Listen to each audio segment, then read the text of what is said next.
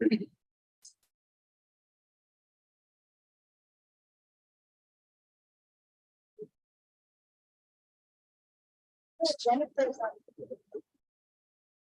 she's not gonna be here.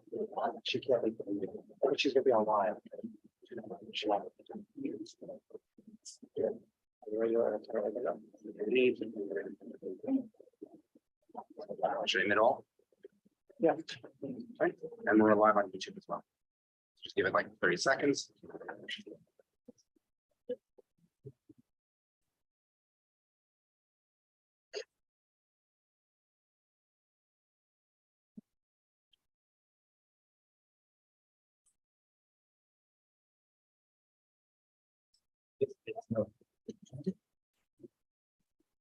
To you, should I make someone live? Everybody who's Okay. I don't know technically. Yeah. actually, I don't know. No, actually, No. I could clean some. I did make Jennifer a few latches. It's easier. We're still not on side.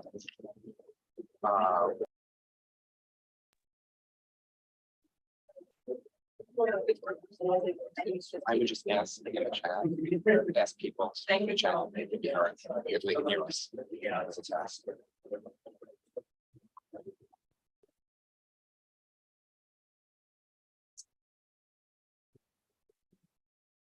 Good evening. My name is Leonard Silverman.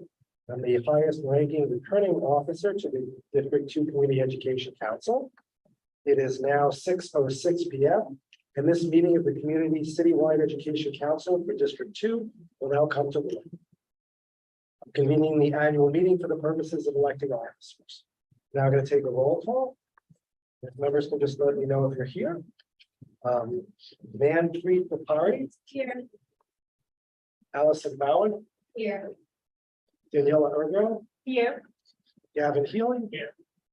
Charles Love. Here. Maud Marin. Here. Sonal Patel. She indicated that she's not going to be able to make it tonight. Jessica Savage. Here. Sabina Solis. Here. Leonard Silverman here, and Craig Slutsky. Present. We now have a quorum, and we will now proceed with our annual meeting. Article 2, Section 2 of the Council's bylaws requires that officers be elected by a roll call vote at the annual meeting. To be elected, the candidate must have at least 7 votes. Officers remain in position until their successors have been elected. The first order of business is to elect a chair pro tem to chair the election meeting until the president has been elected. The chair pro tem must be someone who is not running for office in the election he is chairing. Since the first election is for president, the chair pro tem cannot run for president. Once the president is elected, she can take over running the election from the chair pro tem. Are there any nominations for chair tem? We will accept self-nominations. At this point, I would nominate Maud Marin. Are there any other nominations? Oh, I decline the nomination. Decline, okay. Is there anyone else that would like to be the chair pro tem? I'll do it. Okay. I nominate Allison Bowen. You need your second? That's interesting. I don't know if we need a second for that. I'll second. Okay, all in favor?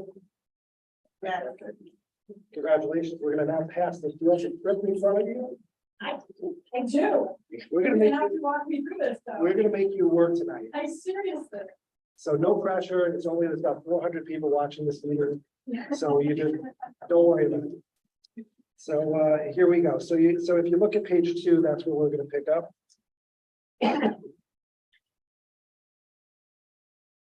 Okay. And I guess you'll need to explain that if the council fails to elect the president in the first round, the chair pro tem will continue to run the meeting except for the election of other officer positions she is interested in running.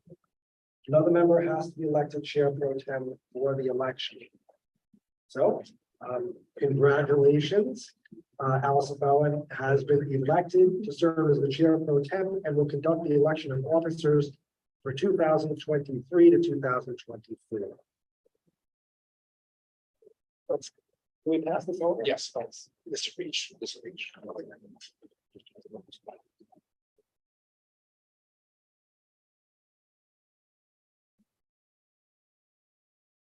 Then I follow this script here on page 3. That's correct. Okay. To elect officers, we will vote upon each position before moving on to the next, so that any candidate not elected to an office can run for others. I will take the nominations, members can nominate themselves. If the member is nominated by another member, I will confirm that he or she accepts that nomination. Nominations do not need to be seconded.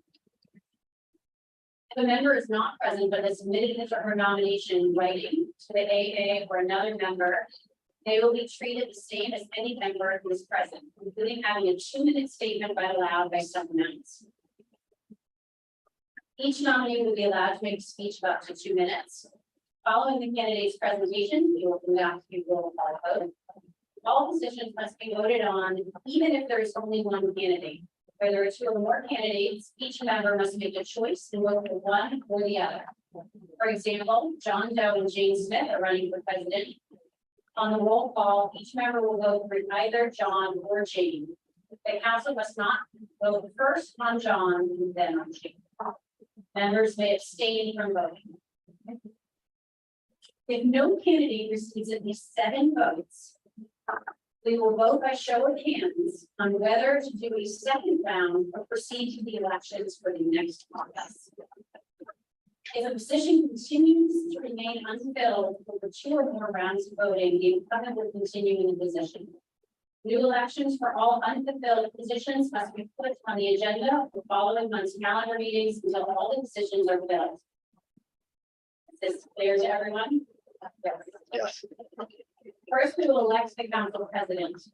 Are there any nominations for the office of president? I nominate Glenn Silverman. Second. I accept the nomination. Do you accept the nomination then? Yes. Are there any other nominations for president? Okay. Then I will conduct the vote. All in favor of electing Len for president? Do one by one. Oh, I have to roll call vote.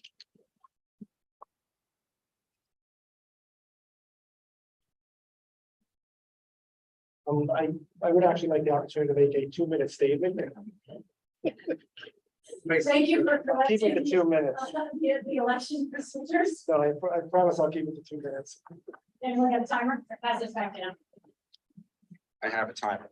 You got it. You need it. Want me to do it or? Sure. So again, I accept the nomination. I'm really looking forward to working with all the members of the council and our administrative staff for District 2. I think this is going to be a great term. Just for background, I've served 5 years on the Chapters Parent Advisory Council as the District 2 representative. I also served 5 years as the co-president of the District 2 President's Council. And this is my 3rd term at the District 2 Community Education Council. I think that we have a diverse set of opinions in this district. And again, I think it's important that all of us are heard and everyone gets to contribute to a lively and informed debate on all of the topics and issues. If elected, I will do my best to make sure that we give as much notice as possible for resolutions and that we make sure that we are truly representing the interests of all the people in this district. Thank you.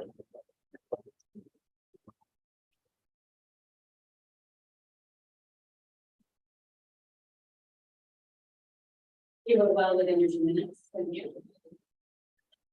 All right, now is your roll call vote. Great. Do you want me to say your full name? No, yes, No, people, sorry. I'm not the only one that gets to mispronounce everyone's names. Do they have to Thank you say for giving everybody's, me they that. have to say your name affirmatively? Myself, Allison Bowen. Do I get to vote? Yes. Yes, I vote yes. Daniela Eageroff. Yes. Gavin Healy. Abstain. Charles Love. Yes. Maud Neron. Yes. It's Mary. Maren, thank you. Jessica Savage. Sabina Serides. Yes. How'd I do in that pronunciation? Okay. Len, can you vote for yourself? Yes. Len Silverman, yes. Myself, yes. Craig Slutsky. Yes. All right, thank you. Want to turn off the vote? All right, shall we move on? The nominations for the office of president are now closed, and congratulations.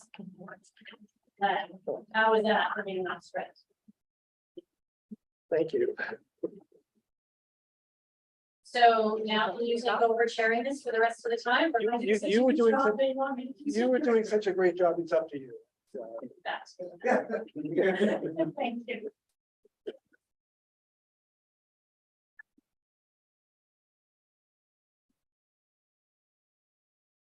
So thank you. Now we're going to take nominations for the other officers.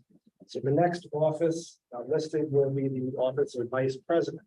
I nominate Daniela Egoroff. Do we have any nominations for the office of vice president? I'm very Well, you guys are excited, very eager to go. very excited for vice presidency. I second that nomination.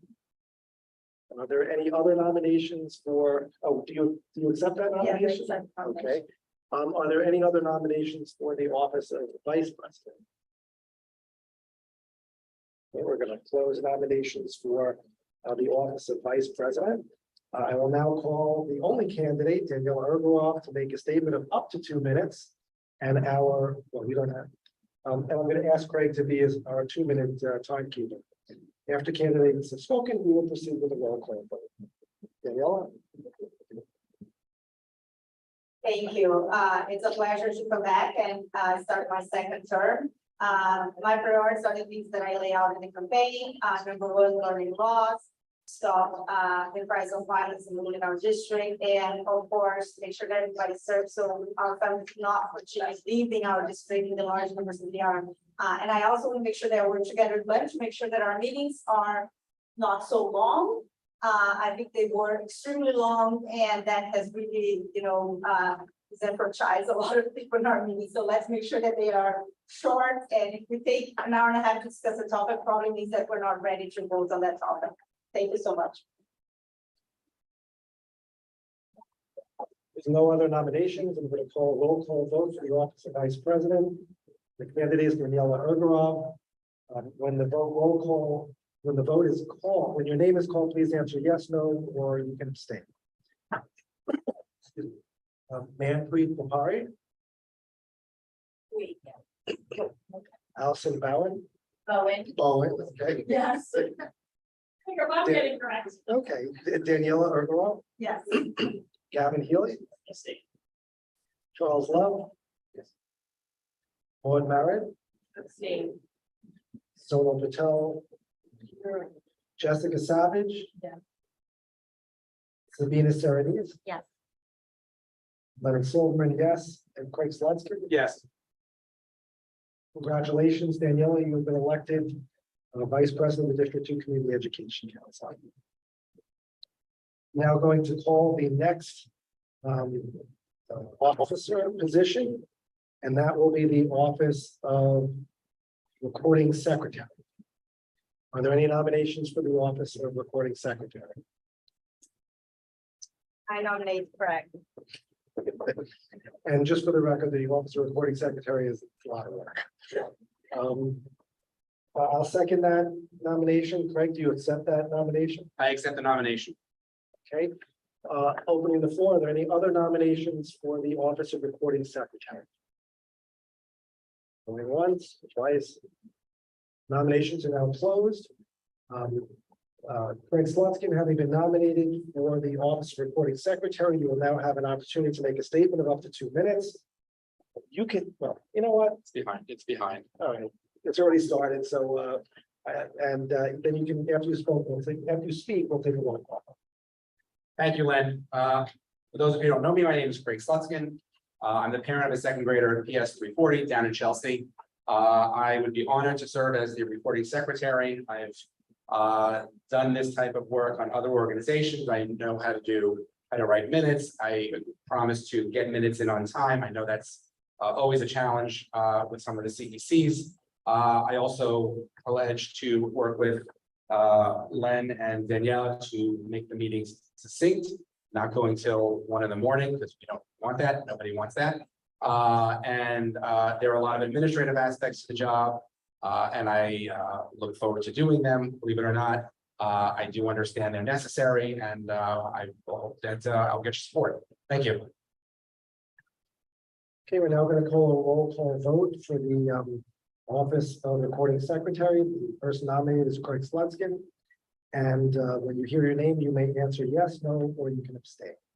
Manpreet Papari. Yes. Allison Bowen. Daniela Ungerov. Yes. Gavin Healy.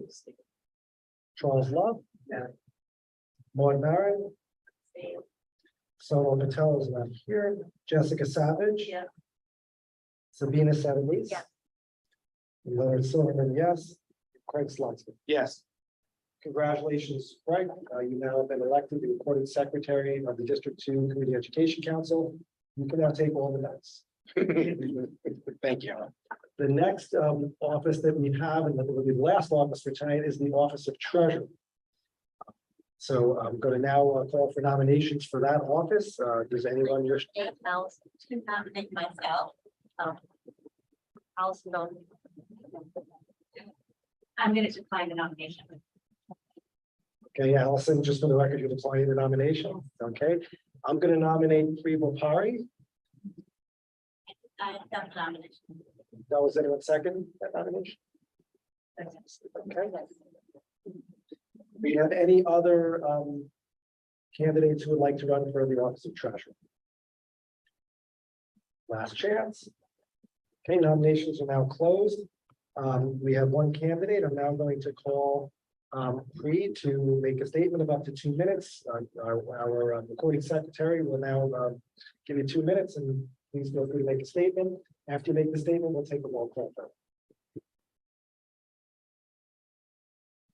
Hey everyone, thank you guys for coming, and for those who are joining online, thank you for being here. So I'd like to volunteer myself for the treasury position. I have 3 kids, so I've been in the DOE school district for the last 13 years, for a very long time. So for other positions that I have run for treasurer, so I'm familiar, and I'm looking forward to serving for CEC and learning about what's involved for this treasurer role. This will be my first time, and I'm happy to learn and expand and accepted for this position. I know how to do budget. I am great at money management. Thank you.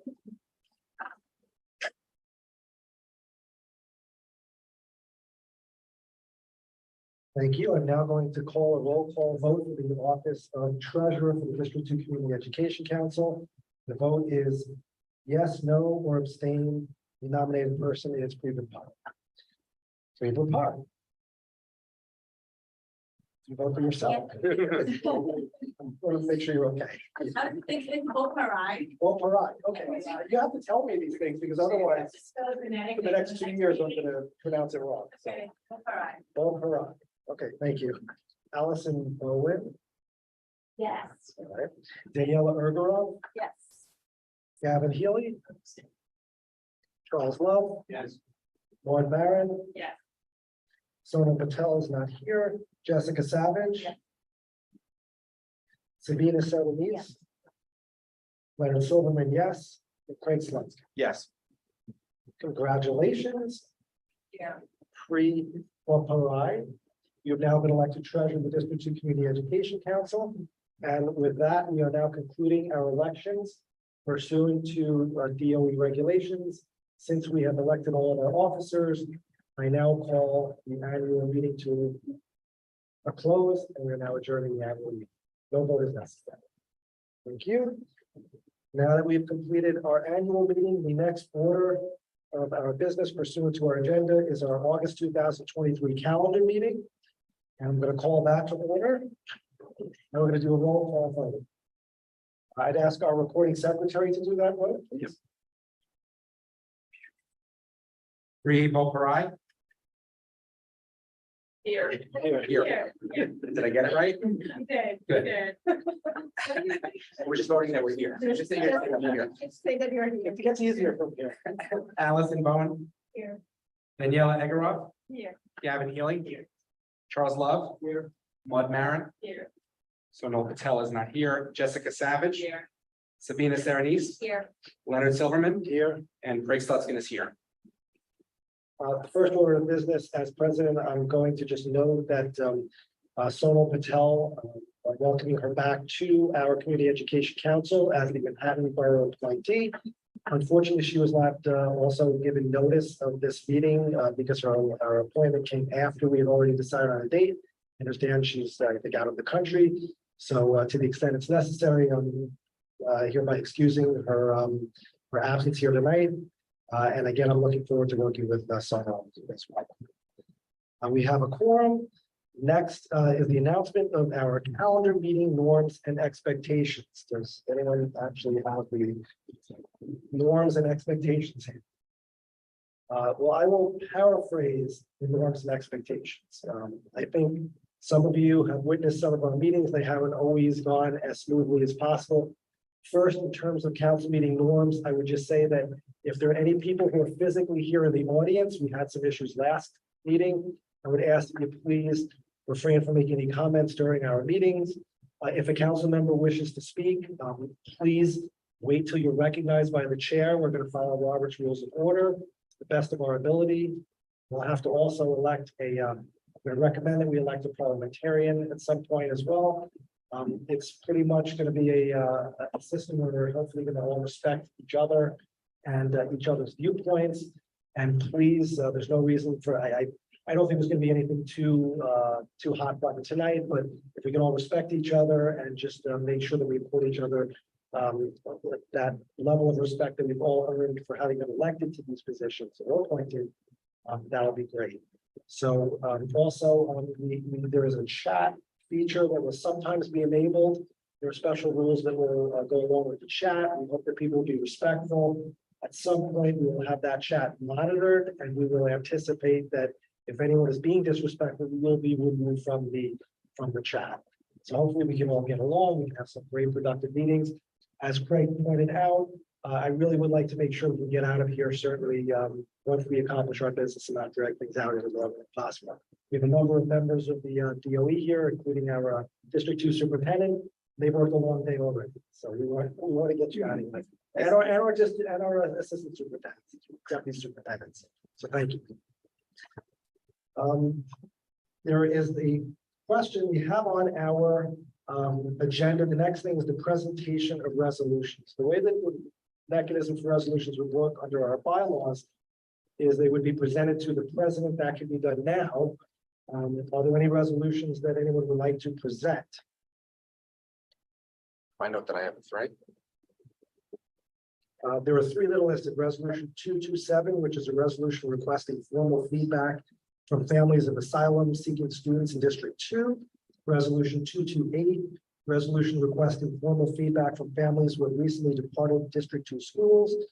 And a new resolution, resolution number 229, resolution requesting New York City Public Schools to offer an in-person option for parent-teacher conferences. Before I ask whether or not there are any resolutions, I just want to make a statement. There has been a procedure in the past, and that is the procedure that is allowed for our bylaws, to have resolutions literally presented with very little notice. And when I mean very little notice, I mean like 3 days notice. I would like to ask that all members, to the best extent possible, will try to give as much notice as possible for resolutions. I think it's not really, it doesn't do our district any favors when parents are not presented with resolutions with enough time to be here to comment, to really digest what the issues are, and to really offer their feedback on those topics. Certainly, there are certain circumstances where that will not be possible, but let's really try this term as best we can to give as much notice on those resolutions. I know I've already been asked about that from Councilmember Healy. I agree with him. I think we really need to work hard. Bless you. I think we need to work hard really to try to give as much notice to our community as possible. So are there any resolutions to be presented? I have three resolutions, 227, 228, and 229, which were submitted to you appropriately. Are any of the, we're going to put those are on the agenda, so we'll deal with those tonight. Are any of the sponsors of resolution 227 present who would like to comment on the resolution? I would. Thank you. Go ahead. Could you please just limit your comments? I'm not gonna read it. This has been a problem. There's no reason- I'm not rereading We've it. had that in the past. There's no reason to read the entire resolution. Give us the basic sum and substance in a nice, concise manner, and it would be appreciated. I was gonna read the whole thing and also the entire articles that supported it. But I will not because of your request. So resolution 227, and I'm joined by council members Marin and Silverman on this resolution. This is a request regarding some feedback from families of asylum seeking students in District 2. As we all know, last year there was a huge influx of new students who were from asylum seeking families in District 2. And at the last CEC meeting, the superintendent did note that he had reached out and had spoken to many families. But what I'd like to do is, or like the district to do, is be more methodical about it and go out and do a survey of all students to the extent possible, all asylum seeking families in district that were in District 2 to see what we did well, what we didn't do well, how we can better support. We've gotten a lot of anecdotal information, which is great. But that what a student at PS who's at PS 11 might need might be different than a student who's at PS 340. We want to make sure that all of these students feel welcome, all the families feel welcome, and they're getting what they need. We all know that we're going to be getting more. There are new families coming into New York City every day. I think we need to be prepared. We're also looking for additional information as the superintendent gets it. Sometimes we get very dated information, 2, 3, 4 months old, on the status of that, how many new students we're getting. So the resolution requests that information as well, that information flow as well. Thank you, Craig. The next resolution on the agenda is resolution number 228, entitled Resolution Requesting Formal Feedback from Families Who Have Recently Departed District 2 Schools. Would any of the sponsors of that resolution like to make any comments? I would. Back over to you. Thank you, Councilmember Silverman. And I'm joined by Council members Marin and Silverman on this as well for sponsoring. We have lost in District 2, just like other districts in the city, many families over the past couple of years. We've heard a lot of anecdotal evidence on this as well. Parents are leaving, families are leaving because of a lack of program. Parents are leaving because of housing costs. And anecdotal information is good, but it's not complete. And what this resolution asks for is for student families who have left over the last couple of years, for the district to do a survey. They have the email addresses. We don't, so we'd have to go to the district. And understanding why specifically, not abstract, specific reasons why families left. This can help us as we make other decisions, what we're deciding for admissions policies, if that is an issue for many families, or curriculum, or other items, social and emotional needs. So what this resolution asks for is a survey to go out to all families that we have information for that left over the last couple of years, and then for the superintendent to present that at our October meeting. Thank you. The next resolution on our agenda is 229. Resolution requesting New York City Public Schools to offer an in-person option for parent-teacher conferences. Are any of these sponsors here tonight? Would any of them like to comment on this resolution? Me too. Okay. Thank you.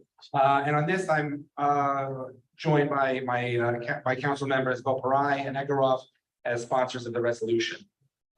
Since the beginning of the pandemic, parent-teacher conferences have solely been virtual. And that's good for some families because it works out for medical reasons, safety reasons for some people who are at work. Just logistically, it's easy to do Zoom. But for many families, the in-person nature of it in the past has been critical. Seeing the classroom, seeing the teacher face to face, seeing what goes on in the classroom. At my son's school, parents were in the building a lot, but at other schools, parents really weren't in the building. That differs very much from school to school. This would be the only opportunity that parents could get in and see what's on the walls, what's on the bulletin boards. So this resolution asks that an option be given So in person or in person or Zoom for each parent. So a parent can choose one or the other. It also does request that in-person curriculum nights be considered, but that's usually one night, so you can't really do an option on that. But curriculum night is also an important potential face-to-face meeting and events. Thank you. The next item on our agenda is a program presentation. Do we have a program presentation for tonight? I'm going to pass the mic down. And if you could just tell us what the program presentation is for tonight? Yeah. Yeah. We do not have a program. Oh, you do not? Okay, because there's a lot of action going on at the end of the tables. I got confused. Okay, that should actually make things go a little quicker. The next item on our agenda is, I think, really important, and that's council member introductions. As I noted before, we have a number of new council members, and it says 2 minutes each. I think we can be a little flexible if people want to run a little over. But I would like the council members, and we'll do this in alphabetical order. If you want, you don't have to make a statement, but if you want to just tell us, what you're hoping to get out of your experience on the Community Education Council, what you feel the issues might be, and there's no pressure. No one should feel that they have to make a statement. Alphabetical order with the microphone, I think. Okay. Do you want to just go? Gavin, would you mind starting? We start with you. Okay, so we're going to start with Councilmember Healy. And just tell us what you hope to accomplish. Actually, you can speak whatever you want. So. I'm agree. Thank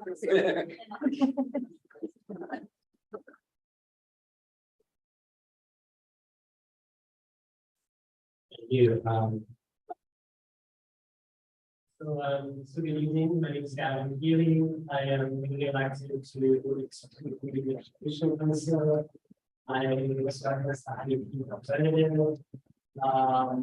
I'm looking forward to working on the students in the team. This by way of background. There's a lot of curious there. I'm also a former conservative law for a year. So before program school for in the Chinese history, and I'm a writer and researcher. And as a CECD2 member, I want to ensure that all values of the district are treated with dignity and respect, and all that folks are able to be respected is kind of the important. So, and please feel free to reach out to me with any questions you may have. I have an email list, and my name is G. Healy, that's CECD2 about that, and I'm actually celebrating and I look forward to hearing you. Hi, I'm Allison Bowman, and I'm also recently an elected council member. My husband and I and our 3 children live in the downtown Manhattan community. My 2 children, children, are at our liberal zone school. Yes, 234, rising with third graders coming for you all. So I've been part of this DOE community for a very long time to come. By way of background, I've lived in New York City for 25 years. Before that, I am in products public schools, through 12 education. And I believe very strongly in empowering education. And my goals here is to really ensure quality education to families in District 2 all the way through 12th grade, to give children an opportunity wherever they are on their learning journey to succeed in public education system.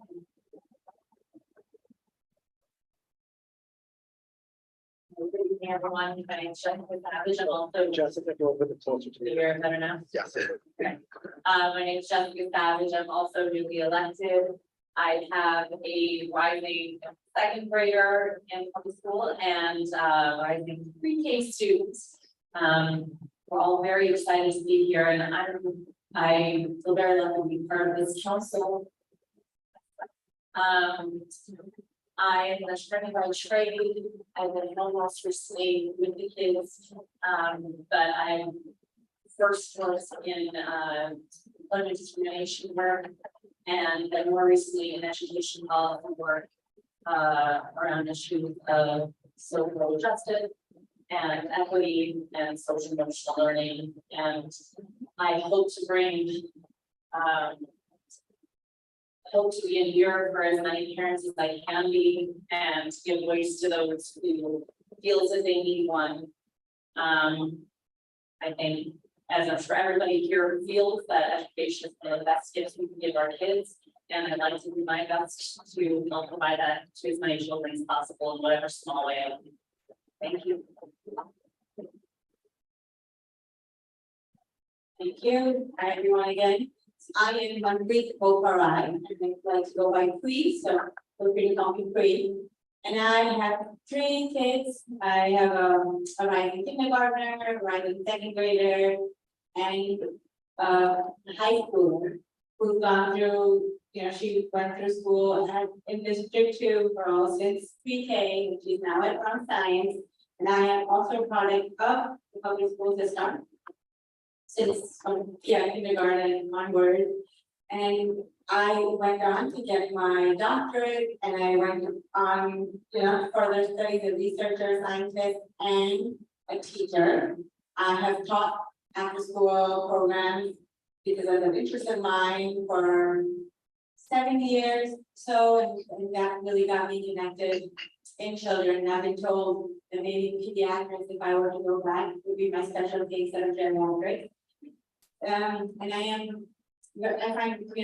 feel education is an important, it's number one highlight in my focus with kids and for me, it's not just about my kids, it's always been our kids, and I feel it takes a village to raise kids, and I'd like to be a voice for the parents of District 2.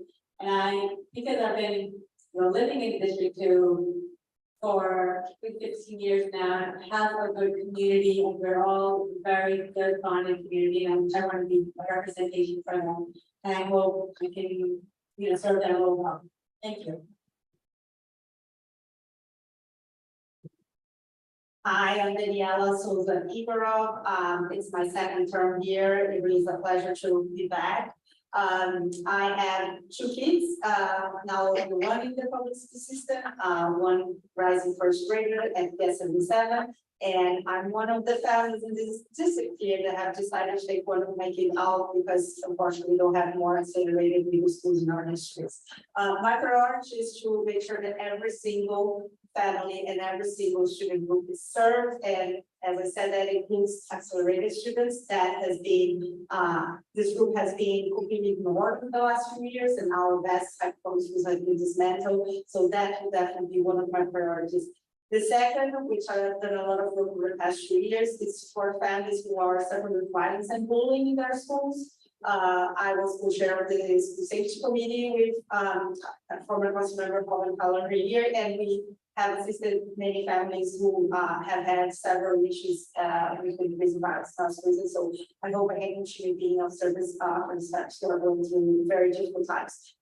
My real hope is that some of the ideas of our council can be implemented. Our council has passed so many resolutions and has been completely ignored by our district leadership. And so I really want to make sure that, at some point our voices will be heard, and we're trying as much as we can to the highest levels of the OE to make sure that our concerns are being raised. Thank you. My name is Craig Slutskin. Just before we go on, anybody that would like to get any of the email addresses for anybody on the council, it is actually up on the website, so you can take a look. It's also very easy because it's our first initial last name at CECD2.net. So as I said before, I have a rising second grader or incoming second grader at PS 340 Chelsea. I've been involved with schools for many years. I grew up in the New York City school system. I've been the leader of the Townsend Harris High School Alumni Association in Queens for over 25 years. So very familiar with the DOE and before that, the Board of Education.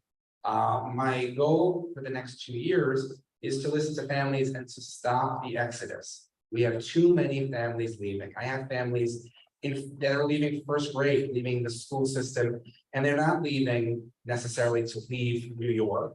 They're leaving to go to private, charter, or parochial, and that shouldn't be what people need to do. It shouldn't be what families need to feel they need to do. We have we should have the best public school system in the United States, and people don't feel it. And I think that we need to explore together how we combat that, how we keep our students challenged, how we keep our students socially and emotionally well, how we make sure our students have the joy of learning. So I want to work with each of the members of the council, with the district leadership, and with the many families of the district to in that endeavor. Thank you. So my name is Leonard Silverman, and I'll start off by telling you all something that only a few of you actually might have heard, and that is that my mother, may she rest in peace, who spent 41 years working for the Department of Education. She started out as a school teacher and ended up as assistant deputy superintendent in District 21 in Brooklyn, where I grew up. So you can say I've been dragged to these kind of meetings my entire life. It's basically in my DNA. I've attended CSA meetings, UFT meetings since the time I could walk, probably before I could.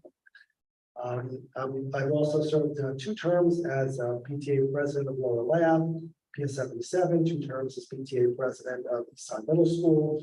My son, I have 3 boys. My son attended PS 6, Eastside Middle School, Lower Lab, PS 158, Wagner Middle School, Luke High School, Bronx High School of Science, and maybe a few other schools I can't remember right now. So I really can't emphasize as much the importance of the public education. I do believe that people are going to leave this district. I think that's going to hit really close to home. I subscribe to the belief that parents should be partners in our children's education. And it's incumbent upon us to work with our teachers, our administrative staff in District 2, specifically our superintendent, and the district really to be partners on all levels. Because without that parent engagement, that's why everyone who's here, part of this council, knows what I'm talking about. Without that parent engagement, there's nothing that we're going to do that's going to be successful. But it's a two-way street, and I would hope that the DOE and DOE representatives in this district will also really listen to the parents and really try to accommodate the parents, regardless of what our children's specific needs are, because we have children with IEPs, people who don't speak English. We have a large influx of migrant children coming into the district. And it's really important that our district provides the specific targeted educational responsive environments that our students need in this district. And that's at all levels, whether they are the highest performing students or the lowest performing students who have additional special needs. And I think it's important because if we don't work with our parents, people are going to leave this district. They already have, continue to leave. It's hemorrhage students. You can only mask it so much by bringing other people into this district, but the reality is we've got to do better. And I think that starts with parent engagement. And I hope that we can make a difference as part of this community education council. So I'm looking forward to this term working with everybody, and let's make a difference. Hi, I'm CECD2, and I'm the newly elected council member representing District 75. I have a child who's been in District 75 for now 3 years. Before that, we were private. I want to help other District 75 parents not be afraid to send their child to District 75 school. Because they are leaving because they feel like they have no other choice but to send them to private or to move to another to the suburbs. And I was actually, before I had my children, I was a consultant for a joint ventures firm in Singapore. And I came back here and I was still doing that. And I had to stop because my child was diagnosed with autism. And I decided to stay home. And so I've been very involved in this education.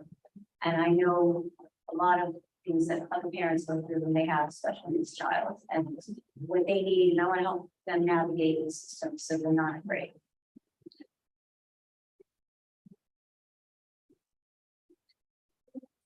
Just before I speak, we have translators here because I don't think we made an announcement of the translators. No, but I mean for the folks that are listening. I gotta know how people who are listening know we have translators. But that's a good point. We did not make an announcement, but We did not. So If there's anyone in Zoom, which I don't know, because I can't see the Zoom. I know most of the names, but I don't know everybody. We can just announce now or put in the chat if anybody needs. So.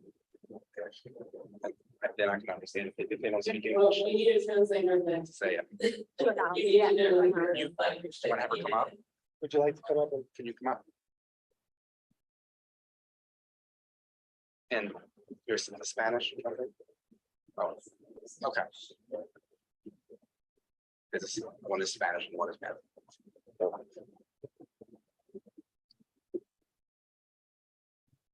Hello, I'm a member interpreter in you. If you have any questions regarding this meeting, you can call the phone number and we can interpret for you. Do you want to say what the phone number is? Did you also want to say that in Mandarin? I want to say it in Mandarin, no. I understood that very well. 大家好，我是那个中文翻译，我叫 Amy 刘。如果你有任何问题的话，可以打电话进来，我们会在线上为你做翻译。谢谢。 Buenas noches, soy intérprete de español. Estamos buscando saber que tienen intérprete de español para cualquier pregunta o cualquier preocupación. Do we have any other translators that would like to say something? Okay. Yeah. Thank you. My name is Juan Barrett. This is my third term serving on CEC, although not consecutive. I served previously in 2017, 2019 term, and the 2019-21 term. I served in various roles on the CEC as the vice president and the president of this council in years past. I also served in other parent leader elected roles throughout District 2, in Richmond High School, at PS 41, at Salt School of Science, and at Stuyvesant High School, and served on the VA as well. I served on the community board 2 for 5 years and served on the school and education committee there. So have been steeped in activism around education and parent leadership roles for some time. I'm also the co-president of a parent education advocacy group called Place NYC, which is comprised of parent leaders in our city who are focused in on merit-based admissions and academic acceleration for students who need it. I am the parent of 4 children. My husband and I live in Wilmington, and have 4 children, all of whom are public school students and have been since kindergarten and pre-K, depending on what year they entered, because there wasn't always universal pre-K. And my eldest is headed into his senior year of high school. I would say I would echo some of my fellow council members who have been returning in terms of our needs, and that is to raise the quality of education in our district, which has suffered not just from COVID, but from bad policy and bad decision making that has lowered the quality of education throughout our district. We also need to improve the safety in our schools, which has diminished over the years that I've done this work.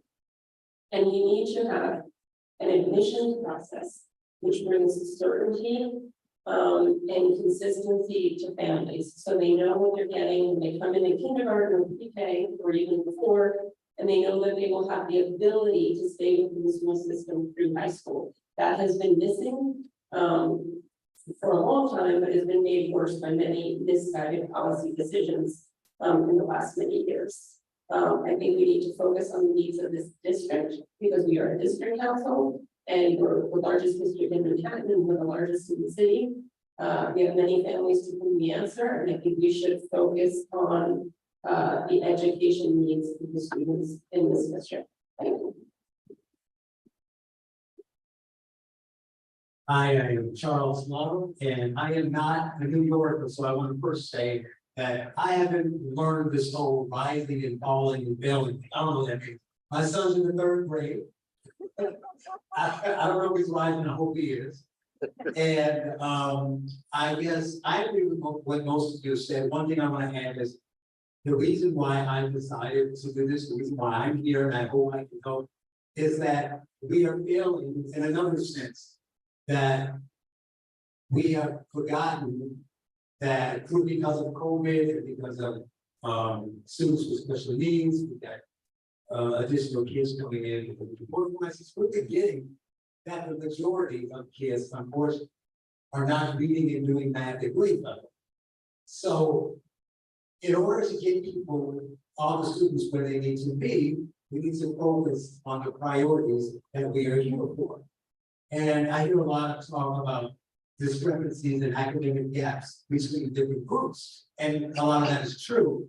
But the same people who point that out, the actions that they're doing are exacerbating the problem. So none of the things they're doing is closing the gaps with this up there. So if you want minority students and poor students to do better academically, the thing you have to do is teach them, right? Not talk about, how they feel about being poor or how hard it is to be black.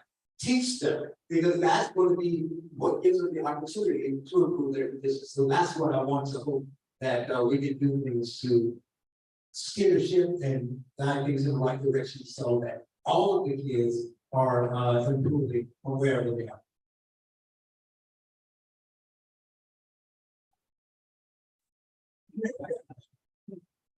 Forget your chance, guys. Yeah, I will. Thank you all, thank you for your comments. The next item on our agenda is our first public speakers session. I just want to be clear, this is going to be, because we are having live meetings, these are not hybrid meetings, even though they are live streamed to our audience online. But we will only be entertaining in-person participants, individuals who wish to speak or make comments tonight. The first person I see is John Keller, a former member of the District 2 Community Education Council. John, please come up. We try to keep it to around 2 minutes and we can appreciate it. Thank you, Len. I've been very brief because in that knowledge, made the comment about meetings going on. I remember I spent 6 years on CECD2, and it's public school for the reason one thing for the public school that graduated after 15 years. You need to come back forward. We've been done over the comment about meetings that we used to go to and said, I was going to this school that we can't stop and I want to so that's what we're going to do. We lost that very soon. Yeah, but let me just make one somebody stuff to the comment and about the house and the community code 6, the chair of the education committee, member of the executive committee, and speaking so little seeking. But what you're doing in this room is extremely important. And we have really fewer kids and a few billion budget. That's not a 10-year proposition. And figuring out how to get more kids like this and go through PS 59, high school science, saw, over the years in that to an university. That's really for all our kids, and that's why we're here. We're here, so I was here. That opportunity needs to be enhanced to every kid in the system. The only other comment I'm going to make is that I remember when I first joined the council, no matter how heated I argued it's 19, there's a bar across the street that we could all go to together afterwards. Perhaps that's a stretch, but it's aspiration. And even if we disagree during the meeting, we can still do that. And so I'm going to stop there. Just congratulate all of you for being here. Thank you for being here. I know stay in this council directly, but as a citizen of New York, I have a stake in what all you are doing. Thank you, Mr. President. Thank you, John. Do we have anyone else who's present in the audience that would like to make any comments? Okay. I will now close the first public speaking session. And the next item on the agenda is the report of the president. So I already made a number of comments tonight. I just think it's very important as we start this term. I just wanted to take a moment to acknowledge the work of our prior council. I think that in our district, you've heard a number of themes tonight. We each bring our own perspectives. We each bring different outlooks, different viewpoints to our district, and that's what we want. We want a diversity of opinion. We want a diversity of thought on different topics. But I also think it's very important to recognize that District 2 has a certain continuity. And that continuity is based on the work that's been done before we got here, and it's been done by the work of the councils past. And it's also been done by the work of the teachers and the administrators that have come before us and that really are inheriting the district that we have today. And we're very hard to bring it to the point where it is. My concern, as has been echoed by a number of individuals here tonight, a number of fellow council members, is that I think that a number of parents would believe that we're kind of gone off course. That if you look at the outlook of the future of education in New York City, there's a little bit of a disconnect. And I feel, and I think it's really important that we work to try to restore them. And as I said before, I think what's really important is parent engagement, giving choices to our children, and really making sure that their social, emotional, and academic needs are met, regardless of where they are on an academic spectrum, social, emotional spectrum. But if we don't do that, we're going to continue to see a flight from this district. It's real. I know we've had a number, and we'll discuss this later tonight in the district superintendent. We've had a number of new students come into our district from other countries.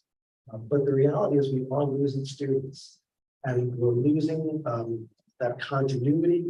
But as far as I remember, the thing that made District 2 so special is not only the hard work and dedication of the teachers, but really we have some of the most amazing, high quality students in this district. And that's a combination of a lot of different factors. It's a combination of parent engagement, it's a combination of teaching, it's a combination of the administration and the support staff, and all of the different things that Superintendent McGuire knows that goes into making the community and making the school something special. But I see things trending in a way that I'm not very comfortable with. And I think that that's a sense that a number of parents in our district are getting. And I want to also echo what Lord Marin said, specifically with regard to admissions, because it's critical that if people are going to remain in this district and they're going to feel that their needs are being met, they want to know that their students will have some sort of predictability about where they're going to attend and have some sort of input into the process other than a random lottery system. And unless we can come up with a system that accommodates those needs, people will continue to believe that we will continue to hemorrhage students. But I think we have a lot that we can try to salvage, that we can build upon. I want to again thank the work of our last council, the fantastic, amazing resolutions that were passed. And I think really went to the heart of the issues that are confronting our district. And if we don't, and I really mean this, I think we don't really grab the bull by the horns at this point and do the best we can, then there's no telling in what direction this district is going to head. So I think that we really need to step up and really let people know, whether it's the mayor, whether it's the administration in this district, parents want to be heard, they want to be involved, and we want to be part of that process. If we're not, we already let you know. And we're going to let you know either by walking, complaining, whatever it is. And hopefully, this District 2 Community Education Council will be a sounding board. We will express what those issues are and really try to come up with some creative solutions to address the problems. And it's a two-way street. Superintendent McGuire, we're going to need data from you. We're going to need the commitment. I think there's a trust that needs to really be restored. And I hope you'll work with us and you'll work with your deputy superintendents who I adore. I think that's great people in this district. And let's really try to make parents think that things are headed in the right direction. So that's all I have to say tonight. Now I'm going to actually give you a chance, Kelly, to speak. The next item on our agenda is the report of our community district superintendent. After Mr. McGuire makes his comments, council members will be free to ask questions of Mr. McGuire. I wish he was going to answer.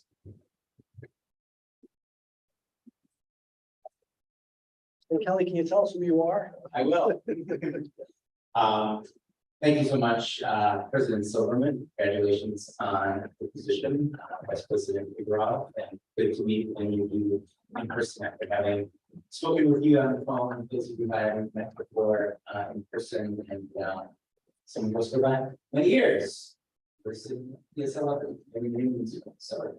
But thank you so much for having me tonight. I'm joined tonight by two members of our team here in person. Deputy Superintendent Rich Higgins and Deputy Superintendent Kelly Shannon.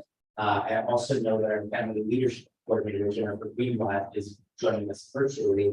And she's a critical member of our team as well. And then of course there are members of our both district team and school-based division who often join, even not necessarily on Zoom, but they do join via YouTube. Which the meetings are they being streamed on YouTube? So they're streamed on YouTube. So before I get into this evening's report, I just want to express appreciation also for the building staff that we have here that have made it possible for us to come together. We know that virtual meetings were very much afforded us opportunities and convenience of getting together in at our convenience. But really coming together to share logistical matters, discuss real policies, build relationships, as some of you have already spoken about as well. I'm thankful for the opportunity for us to be here in person and for that. I was also reminded by our custodian that we be up by 10, but I know it's a goal for everybody already. So I don't think easy 9. Okay. We don't have a problem. What time is the barn? I'm sure. We're gonna make. So this is my 27 years as a public school educator, and two defining factors continue to motivate me in school. The individual school-aged children and their families who bring stories and experiences, which we can easily forget if we don't engage and speak with them regularly. And the second is the power of possibility. Every child is extraordinary. And as adults, we are in a position of being able to create conditions to help unlock that greatness. And even when we get in the way, sometimes we witness kids doing extraordinary things too. But we know that we are witnessing even more greatness in our schools when we establish systems and structures that really work for everyone. This evening, we are going to highlight a few items in our report that address current events in the districts, items concerning district and citywide policy, and of course, our efforts to expand and establish quality learning opportunities for our children. I do want to also just highlight in this first slide here, we have been having an extremely busy summer. My apologies to those district leaders and district team members who were torturing by sharing their photos here. But we've been meeting all summer long. Hundreds of teachers and our principals and assistant principals have been meeting all summer on professional learning. A big shout out to those school leaders and a big shout out to our district leaders as well, who have been leading so many efforts in regard to our goals here in the district for our teachers. We're going to jump right into it by focusing on one of our primary goals for the year, which is in relationship to really the reading capacity of our students. Good evening, everyone. I am Deputy Superintendent Rich Higgins. It's such a pleasure to work with you all. Tonight I will be here by first acknowledging what Councilmember shared around taking action. And a few weeks ago, I had an opportunity with Deputy Superintendent Shannon and Superintendent McGuire to participate in the meeting with Chancellor Beggs. And he started the conversation Shannon did. 64% of Black students are not reading in grade level. 63% of Latino students are not reading in grade level. 33% of white students are not reading in grade level. 30% of Asian students in New York City are not reading in grade level. And he offered that data as a point not to shame teachers or school leaders, definitely not students or families, but to recognize that the way we have approached dealing with literacy in this city has not worked for students. And so there is a sense of urgency and a call to action for all of us to think about the ways that the system has to change. What I appreciated the most about the chancellor, his sense of urgency, is that it was a call for what we need to think about from pre-K through 12.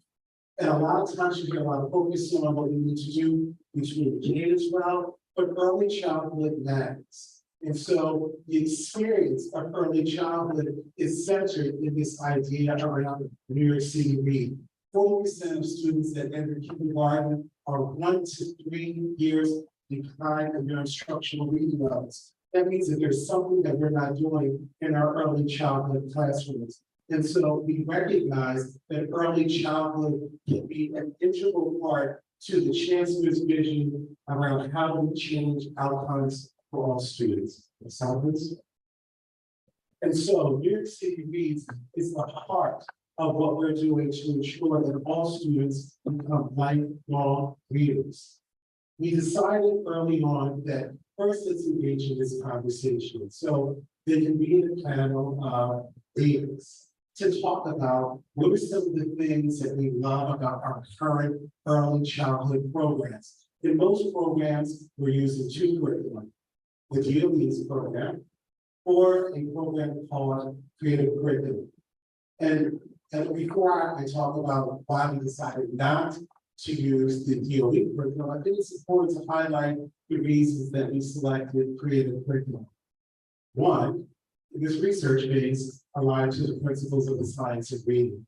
And what I mean about the principles of the science of reading, it didn't just address teaching kids foundational literacy skills. It was more a layered approach where kids are being exposed to vocabulary, kids are being exposed to writing. We're hearing really strong language, written word. And I think we also wanted to ensure that it was developmentally appropriate. And most importantly, that we build on what makes early childhood so special, that we all come into the world curious. And how can we build on that natural curiosity that children have, still while attending to their social and emotional needs by identifying programs that will provide hands-on exploration and then having play-based focus. And so we decided that we would use creative curriculum. So the creative curriculum has 3 areas. Well, there are 3 focuses of the work for the early childhood program. One, a standardized curriculum that the Department of Ed said all city schools would implement. Second, that we would all use the same assessment tool, teaching strategies goal, and that we would all use the same screening. Next slide. New York City Reads would include that all principals and teachers in, I believe it was in April and May, that receive like an introductory training. And then throughout the summer, we've been providing just robust training for all of our educators on understanding creative curriculum. And so that training will continue throughout the year. But again, the most important elements are the ones that I want to highlight tonight. Vocabulary. Chronological awareness is for those of you that are not educators, that this means making the connection between the spoken word and the written word. And that's important because that is the word that we need for our foundation literacy skills to be built on, reading awareness, decoding, and of course, knowledge of the alphabet, concepts of print, read alouds, and writing. And I know you're like writing for pre-K, the first writing that all of our children do is art, and so we want to elevate and we want to expose our kids to these really important opportunities. But again, it's situated in a way that is developmentally appropriate, that continues to abide by all the programs and policies in the early childhood. So exciting. And so I want to turn it over to my colleague that is in the channel to continue the discussion around your city.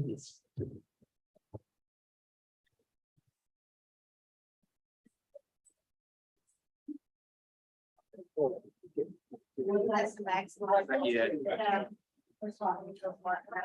good evening, everyone. Thank you so much for President Guevara and Deputy Superintendent Higgins. Thank you to the council. We're looking forward to working with all of you. So 2 things that I heard tonight from council members that we'll go into what I'm going to speak about. One is parent engagement and working with parents to talk, which is something that all of our school leaders, and certainly now having been the principal is critical to the success of our schools, and certainly when we think about instruction in classroom. And the second part is thinking about classroom instruction where most of the work happens. And how we as a team support our teachers, and in doing so, how we support our school leaders to bring the best academic experiences, most rigorous experiences for all of our students to the classroom. And so continuing on what Deputy Superintendent Deacon said, we start learning on the smarts. And when we provide that foundation, it is then our job to build on that from K through 8th grade. And so over the last few months, I've talked extensively about our foundational literacy work, which is ongoing and continuing as we go into year 2. That is a component of a well-balanced literacy program that is rigorous in instruction. So we are continuing our focus on foundational literacy in terms of bringing awareness, science, and literacy. All of our schools at this point are using a curriculum that is aligned with the science of reading, principles, teaching practices that we have spent the last year building that across our schools. Going into year 2, building the data literacy skills of our teacher teams in order to proper monitor students, to be able to make adjustments in a timely fashion and to ensure that we're accelerating learning for all of our students. In addition to that work that we're doing in foundational literacy skills, which is centered around our K2 work, the curriculum choices, foundations, integrity, and really great reading.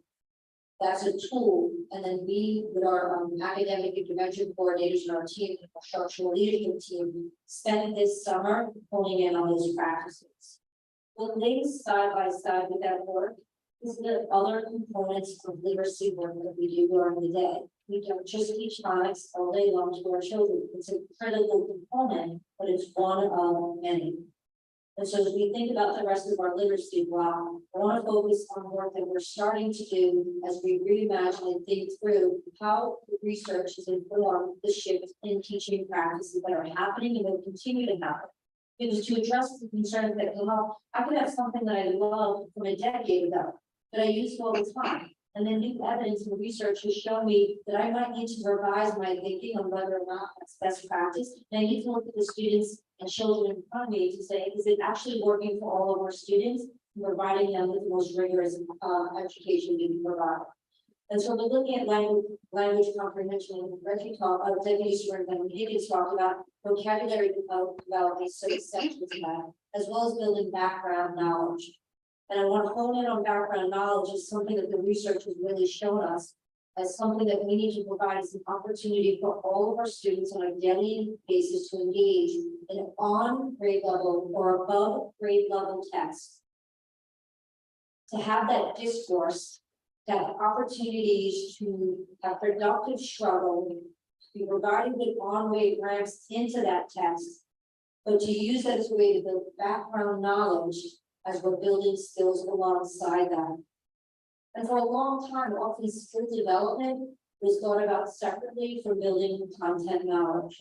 And what we know now is not only do we need to make sure they're in tandem, we need to provide those opportunities strategically, explicitly, and directly in our instruction.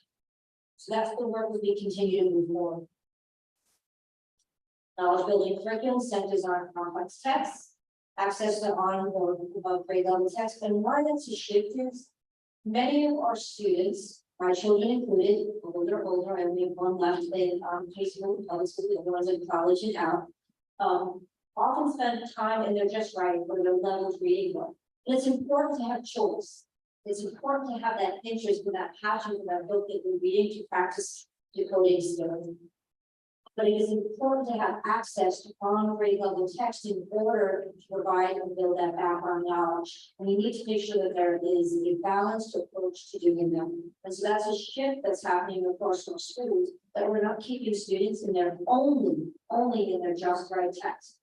Because if you're approaching grade level and you're only reading your just right text, when do you get exposed to the rigorous conversations that happen in texts that are on grade level? Can't be a one-time thing. It needs to be on a daily basis. So what's the work that we've been doing? In New York City Reads, this initiative, along with the Chancellor's Pillars on literacy development, we are both thinking about our foundational literacy work and then the work of choosing core curriculum. And I want to keep emphasizing curriculum is a tool that we use as educators to think about, and then the teaching practice is what we do every day in our classroom to engage our students in learning. And so late spring and into this summer, we were tasked with thinking about one of the 3 curriculum choices that are being presented from central office. These are all knowledge building curriculum, EL, written wisdom, and intermediate. We worked with our principal advisory group, principals who gave up their time, came together to research alongside us. During that work with district team members, we visited schools across New York City. Schools were in phase 1 who had utilized each of these curricular choices. We wanted to see what they looked like in action. We wanted to know what impact it was having on their children, what feedback from the community was like, and then how is the support happening to develop the teachers' capacity to understand and learn and implement successfully in the community. Along with that opportunity, we worked with our vendors to have presentations for all of our school leaders and any team members that they invited from their school. I wanted to hear about the tenets of each program, but also what did they provide to our leaders and to our teachers to support us in understanding the curriculum, the types of professional learning with District 2 is always counted on. It needs to be at a high level, it needs to be rigorous, and it needs to be something that really supports the development of strong practice in each and every classroom in every school in District 2. We were presenting at CEC meetings and then meeting with school teams that they've reached out to Superintendent McGuire regarding any questions that school communities may have. We're creating an FAQ for principals to share with their school leadership teams this fall as we move into getting ready next spring to pilot one of the 3 curricular choices. We have a study group that is centered around wit and wisdom. So how do we land at this moment where wit and wisdom we believe at this moment is the best choice for District 2 out of the 3 choices? How do we come to that decision and after this process? We've landed here based on not only the presentations of the vendors, the visits to all of those schools and speaking with school leaders, hearing our principals' feedback on what they saw, what they heard, us watching lessons, children engaging with this curriculum in their classrooms, having an opportunity to understand the assessments, and now this study group, we have just spent the last 2 days, 6 hours in total with over 9 principals and 38 teachers across District 2 who wanted to learn more about this program and really go through a unit, how it's designed, what would be the implementation, as well as the assessments and the information it can provide in engaging our students in what I heard earlier, joyful learning experiences, and experiences that provide a rigorous education to our children and an opportunity to grow from whatever their starting point is. And so the other piece that's really important to us is wit and wisdom, which is not a curriculum that is being scattered across many districts. We like that it's actually a smaller number of districts potentially using it right now in phase 1. Because what we're looking for is a vendor who's going to tailor the professional development to the needs of each school in our district. This also provides us a unique opportunity, something Superintendent McGuire spoke about earlier, the idea of possibility. Coming out of the pandemic, something that all school leaders will talk about and teachers have talked about is having to go back and think through what best practice looks like, and we shifted so significantly for structures and routines that we were used to. And here's a unique opportunity, along with our foundational literacy work, to now think through one common curriculum that allows us to align resources and supports, and all of us developing the language, common language around what best practice would look like. And there's a possibility and openness that as a district for the first time, not just our district, but across New York City, we're going to take our resources, be strategic about where they're going, and be able to develop curriculum together and teaching practices that are aligned to standards and support all of our children. So before we go on to summarizing, this is an opportunity for us to continue to engage with our teachers, our school leaders, and then for our principals to engage with their school communities in the fall. As we get ready for next spring in phase 2 districts, like District 2, we'll be moving towards not only having finalized this selection, but then beginning to pilot the program. And I want to thank the teachers and school leaders of District 2 because they don't wait. When this conversation came to them, they said, can we pre-pilot the pilot? I just received emails this afternoon that said, we want to raise our hand, can we start this work? We see a lot of promising what's happening, because we want to pave the pathway, so when we do have to go to pilot, we have worked through the kinds of support that will be needed. And then we as a team, along with the rest of our District 2 team, is ready to support each and every school. Thank you so much for allowing us to be here tonight and presenting with each of you.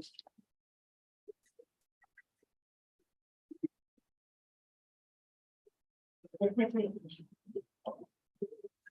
have to say thank you to the Superintendent Chair and Superintendent McGuire. Before I begin, Superintendent McGuire has really created really important opportunity across our district as every superintendent chair highlighted by allowing teachers and school leaders to deepen their understanding about the practices of the science. And so when we think about why it's important for kids to be literate, it's a human right. You know, every child deserves to be successful. Literacy touches every part of the curriculum. It's not about a particular curriculum that we select, but more what is the content and the practices that teachers will use in front of students, how principals will lead and support them in doing that work better. And we do that, so superintendent has this very bold vision that every kid deserves to be there. So I really have to say, thank you, Superintendent McGuire, for giving us this direction. As far as summarizing, this is the last week of academic instruction summarizing.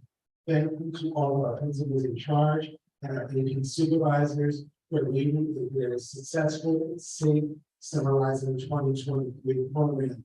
Just some notes that this is no DOE programming after August 11th. The final week for kindergarten to fifth grade will be run exclusively by the CBO. Students that receive paraprofessionals will continue to receive those services, and there will not be busing available. Thank you. Thanks so much. We are a huge team that has come together, both school-based teams, people here at the district level, and so we've been working very hard on our literacy work. New York City Reads is an enormous part of the Chancellor's vision for the second part of his first term here as Chancellor. But in addition to New York City Reads, our school district has been focusing a lot on two other goals. And when we come together in our September meeting, the September meeting, we'll be able to share more specifically what some of our goals are in relationship both to middle school mathematics and looking at specific outcomes that we are looking to develop. You've heard us speak over the past couple of months in regards to the district-wide rollout of illustrative mathematics across our district. Both the standard grade level illustrative mathematics curriculum and the accelerated illustrative mathematics curriculum that is 1 year ahead of 1 year advanced curriculum. And that's being rolled out in all of our schools. We are engaging our principals this past spring. They've been coming together this summer for professional learning, and next year we have several teacher learning communities that are going to be meeting on a monthly basis to make sure that they are well versed in this new curriculum, sharing best practices. The other goal we really are working on is building collaborative teaching practices to make sure that all of the students who are in our classroom are well served. Many of you may be familiar with different teaching learning models where we have several different adults who are in the classroom, sometimes two teachers and sometimes a teacher and a paraprofessional. We want to make sure that our collaborative teaching classrooms that have more than one adult in them are well planned before we go into the classroom. That all of the adults who are in the building, that are in the classroom, know their place, understand data about kids, and that they're able to adapt to the needs of different students who are in the classrooms. So there have been a long history sometimes of using having more than one adults in the classroom, but not necessarily using those adults to the best of their ability. We want to make sure that in every single one of our classrooms that all of the adults who are students are used well, know students well, and that the classroom is planned to serve all of the students who are there. As you mentioned, we're going to shift a little bit now to some district issues here and also community policies. As many of you have mentioned, the arrival of many students and families who are seeking asylum in our country has landed here in New York City, and I have made not hidden in any kind of way. This has been an enormous challenge for our schools. We don't know the exact number of students that we're serving across our 51 schools here in District 2, but we know that it's somewhere around 1,200. We'll have clearer numbers on that when we get the enrollment numbers in the fall. But we are doing a lot. Our schools have learned a lot from the spring influx of new students. They have done a large number of hiring of both teachers who are bilingual, teaching assistants who are bilingual, and then they've also accessed and developed resources across the district with partnerships with community-based organizations to help support and serve this wide group of families that may not yet be of students who may not yet be proficient in English. I'm also here to say very thankfully that our district applied for that the inside word that we will be recipients for a New York State grant focused on serving and supporting students in temporary housing with a special emphasis on students who are newly arrived to our schools and may not yet be English proficient. And has helped us to hire additional staff, expand our after-school programs, and make sure that we are continuing to develop our teachers and supporting them in the ability to serve students who are learning English. Our district and central offices are also committed. We have a number of folks who are on our district team who had served who served many of our teachers last year, continue to serve teachers over the summer and prepare for the coming fall to make sure that we are developing our best practices around serving students for English. I also heard people talk a little bit about admissions policies and practices, and as I mentioned during our July meeting, which we did do a report for, we came together and we talked a little bit about the chancellor's request that we look at our middle school admissions policies, not just here in District 2, but they asks all districts to look at their admissions policies that were developed last year. We have committed to we have officers here in District 2 and in the District 2 CEC, and that we know that there will soon be the establishment of committees that usually comes after in our community education council that we will partner with our CEC leadership and those committees to look at whether or not we want to make changes in our middle school admissions practices.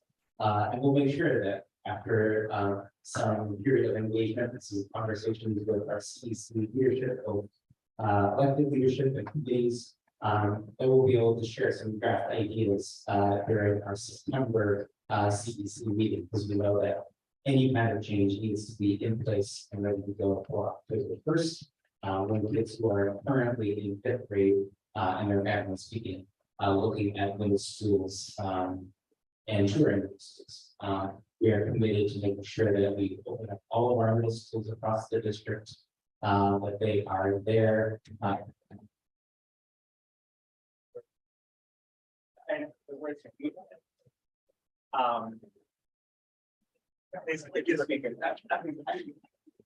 Would you at least announce to the people watching what happened? Yes. The speaker fell over. It looks like they have fun, maybe vibration or something like that. We have a top section. Yes, our team was on it.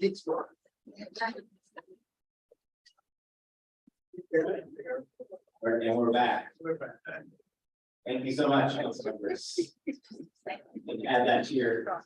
We survived our first crisis. Yes.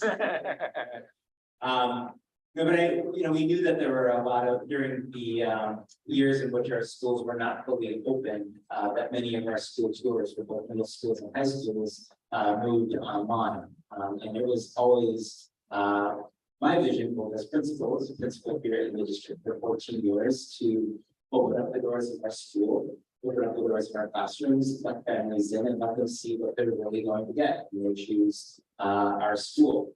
I have shared that vision with our middle school principals and asked them to do the same.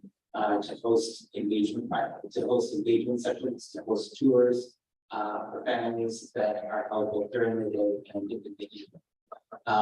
So we are committed to doing that because we know that what sells our schools best is when we give you the opportunity to get in there and really see what happens in the classrooms. So what we want to do is give you the chance to do that. And with that, we appreciate your time tonight. Thank you. Questions?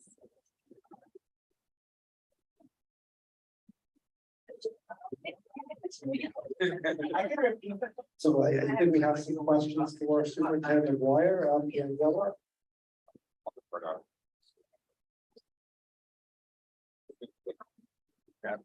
Thank you very much. I have two questions. One is around the science and 3D presentation. Deputy Superintendent Shannon. I'm gonna try to ask everybody, call everybody with their title. Take out my Brazilian for me, just call people with the first name. You said a couple of things, as you always speak, it's like music to my ears to say everything right, but then I know that there's a gap between what you're saying and what's actually happening in our classrooms. And so you mentioned that every single school now is using curriculum aligned with the science degree. That was not true last school year. So what has changed? And then how many schools are still using the Lucy Calkins curriculum in our district? That is another question that I'd love to know, because you're talking so much about background knowledge and all of that, which is great, but if our kids are still not being able to predict sitting down for half an hour and reading workshops and just wasting that time, how my son spent last year, I think that, you know, we're not going to get the results that we want. So that would be my first question. My second question is for Superintendent Kelly McGuire. I disagree that when you open the schools and people see what's happening there, they'll be happy. That's exactly the opposite of what happened during the pandemic. People saw what's happening in Zoom. They were very unhappy with that in our district. And so I would request again that we get the enrollments by grade, so we see which grades are actually having the drop-offs, because we know exactly, we know some schools, we know enrollment by school, so we know the schools that people don't want to go to and they have had huge drops over the past few years. And then it would be great to know also by grade, so we know which grades are dropping off. But again, I think what families want is, and I have heard this from so many, we don't want classrooms with kids with 5 different grade levels on the same class. We don't want, because it's unfair to teachers to ask them to differentiate 5 different grade levels of math. And it's impossible for a teacher to do that. They were going to teach the middle, and the kids who are behind and the kids who are advanced are not going to be served. So again, I beg you that in your recommendations that you bring to September, that you take into consideration 2 years of resolution of this elected parent council. We have had very specific recommendations on admission policy, particularly for middle schools, because a lot of what is driving people out of the district and what drove me is I don't want my kids sitting down in school in a classroom with 5 different grade levels where the teacher is lost and trying to serve everybody, and it's impossible for a teacher to do that. And we know that is happening in our district. It is happening.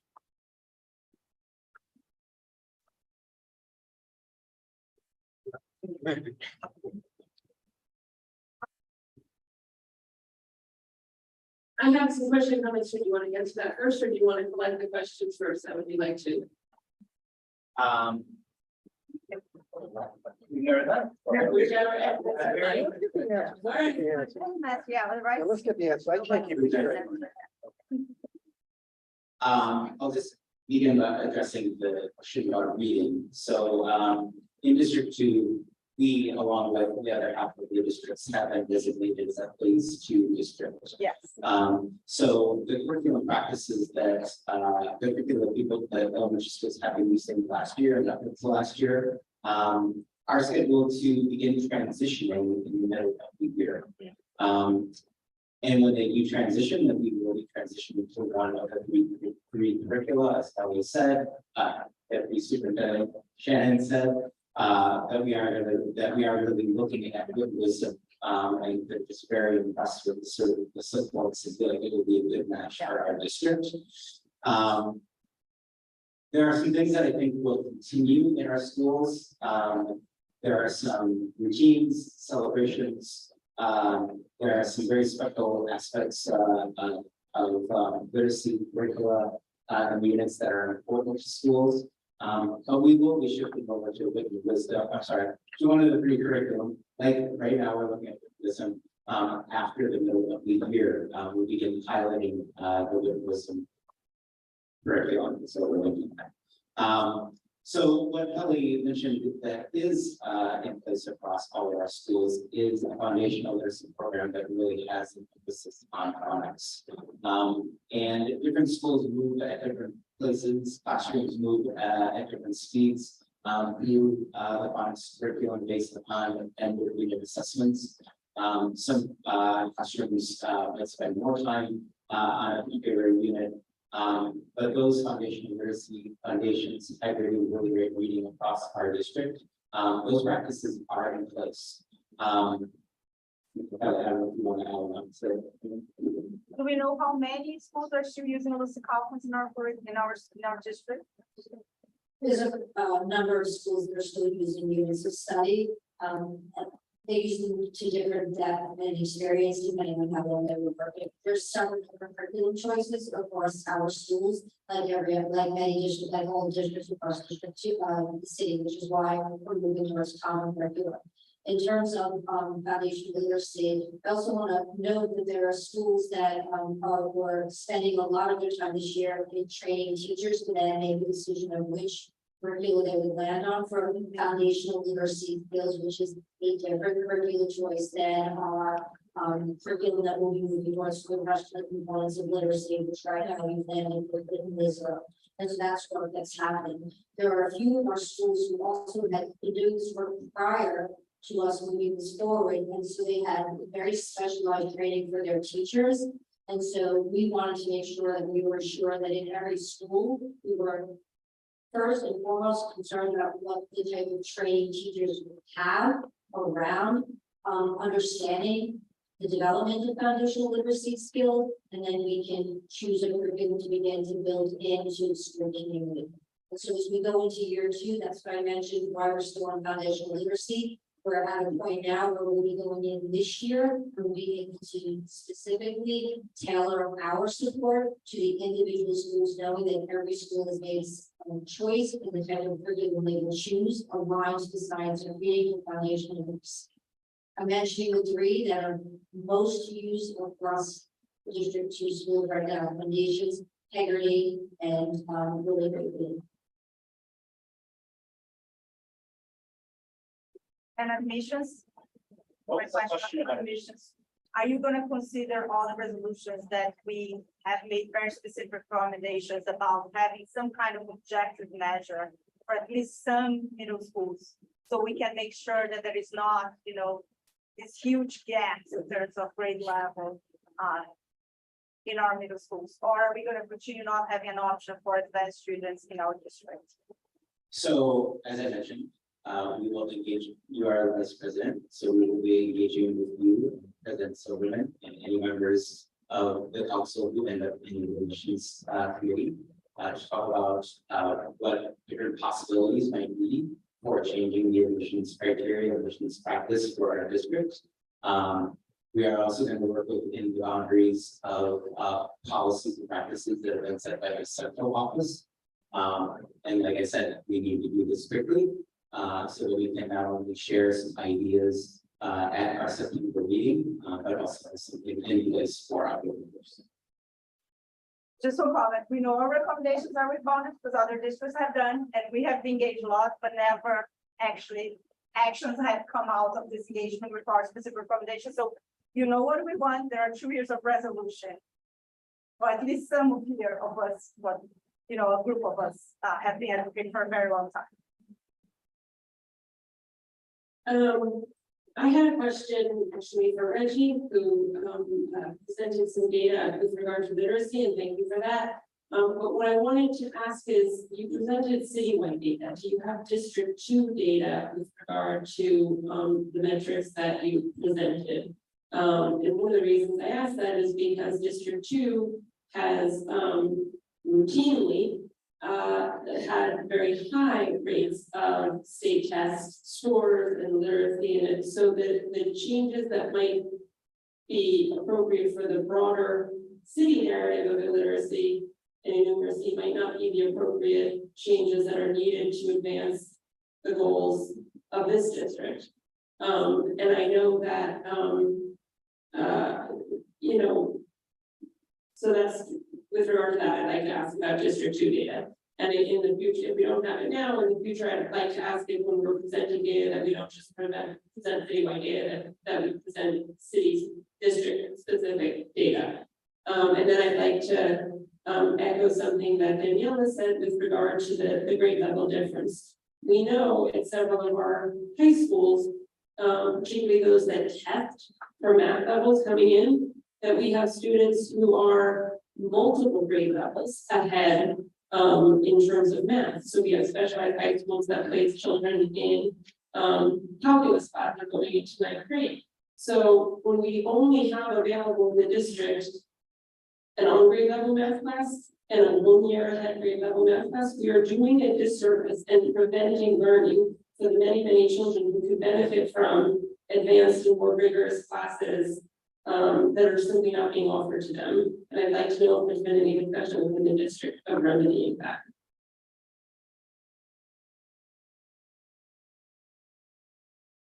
So, no, I do not have specific District 2 data. What I will say is that when I shared those numbers, it was part of the conversation that the chancellor had provided as an overview conversation.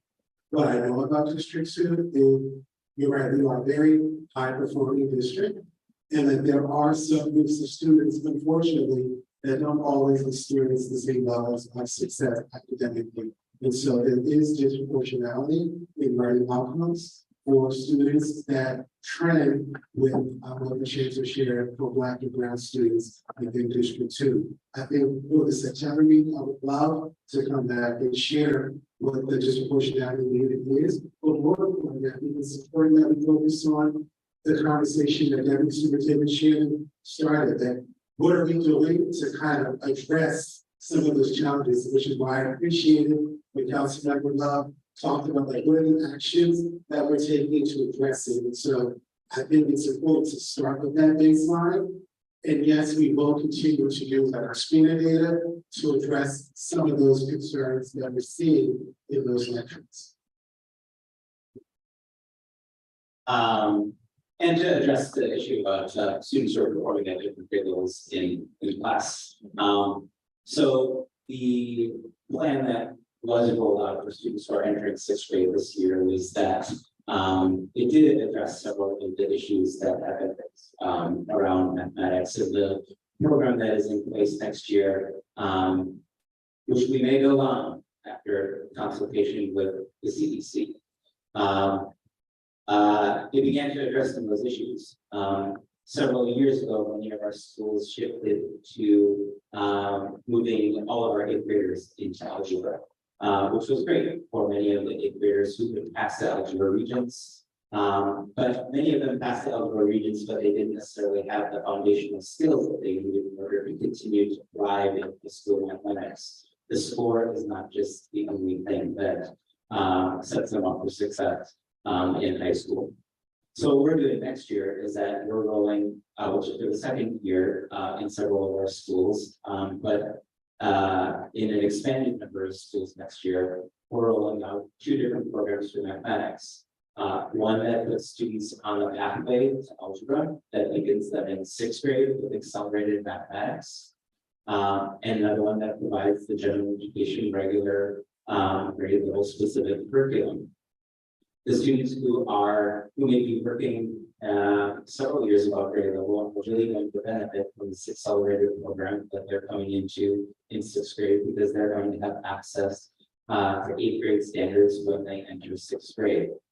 And the other great thing that is about this program is that it is predictable. Actually, President Silverman, you talked a little bit about developing systems for admissions that are predictable. And I recall saying that in one of my first presentations to the council back in 2021 when I started this job, that we should have many systems that are predictable, and the predictability of our admissions practices are going to be really, really important.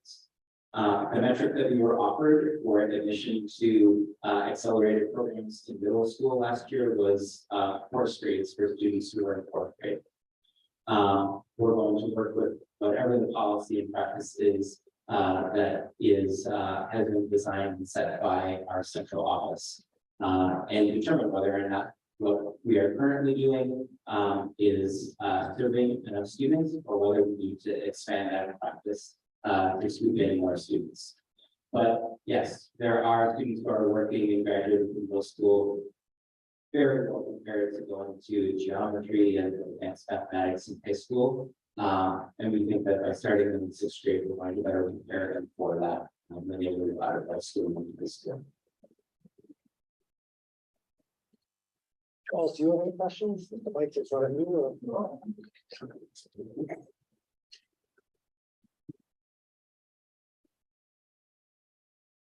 Thank you. First, Sorry. oh, Sorry, I was gonna face. Thank you. Thanks. I have a couple of questions regarding the reading and literacy. I was wondering if it would be possible to share with us any of the data around success with wisdom. I'm particularly thinking about this with respect to buy-in and the tremendous lift that we're asking our teachers to do, which is, I think, exciting and wonderful work, but also daunting. So to the extent that we can see some of that and find ways to share that, I think it might be helpful. I was also wondering about, you mentioned professional development and teacher training. And as the curriculum gets rolled out, will all teachers be trained in advance of them showing up in the classroom and being expected to do this work? How is that going to work? I have those answers right now, but those are certainly big questions I would imagine. And then my other question, which is sort of a larger one. Are there ways, can you share with us how we can feel confident that the new curriculum with respect to reading will be culturally responsive and share diverse perspectives? Is there a way to help them feel confident that that's something that will exist? Thank you.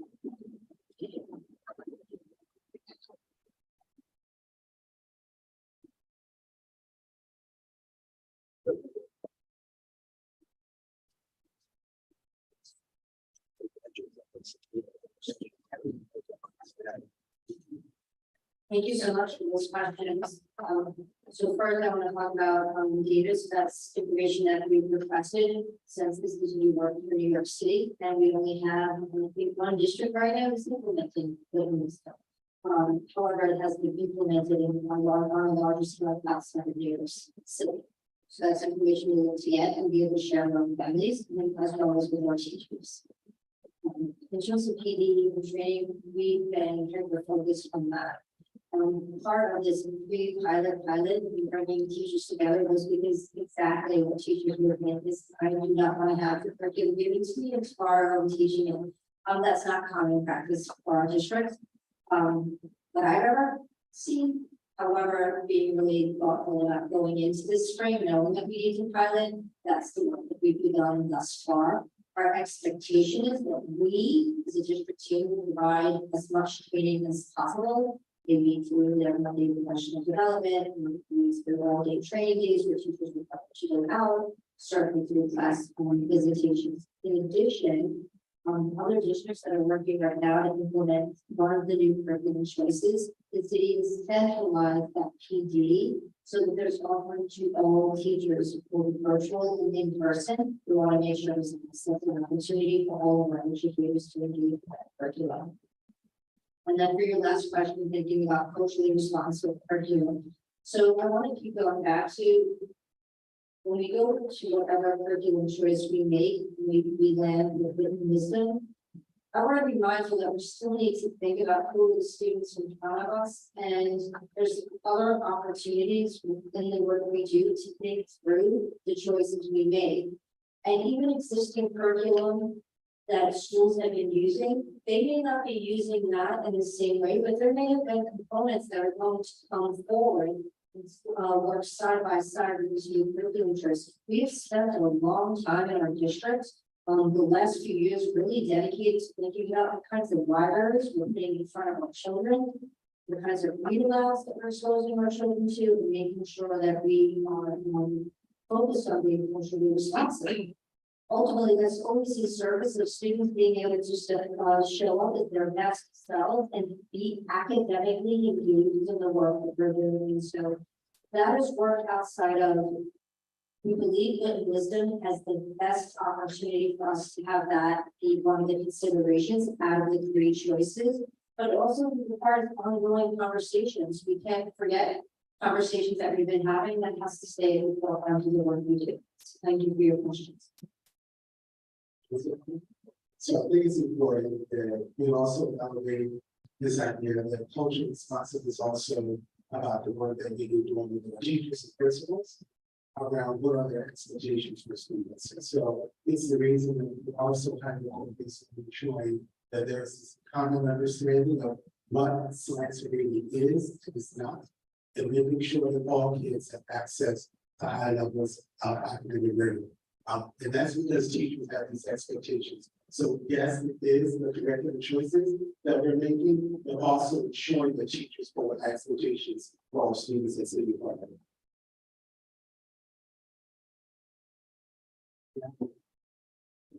Can you talk a bit about what that means? With everybody, maybe teachers, so It's okay. it's kind of a vague term, and so say culturally relevant to teaching. What does that mean?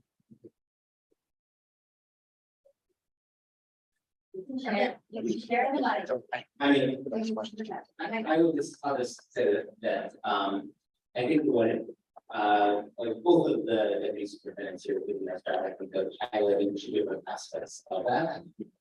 One is making sure that, we are expecting the same qualities from kids, regardless of what it is that they look like, the backgrounds that they come from, the languages that they speak at home. And the second, is to make sure that, we are embracing of who the kids are, in our classrooms, in our schools, and across the district.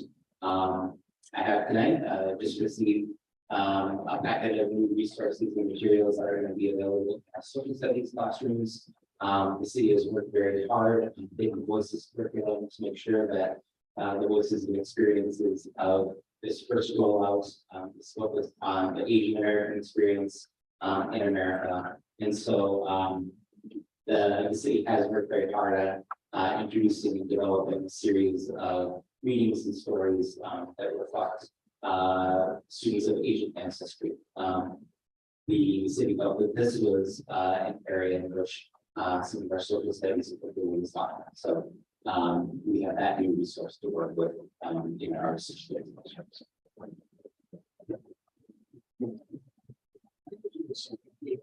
So how do you know that first and second grade is at that age? How are you teaching them what their future is if you don't know what it is and they don't know what they're doing? Like you just use it to Asian as an example, instead of one Asian experience. So that you teach them all.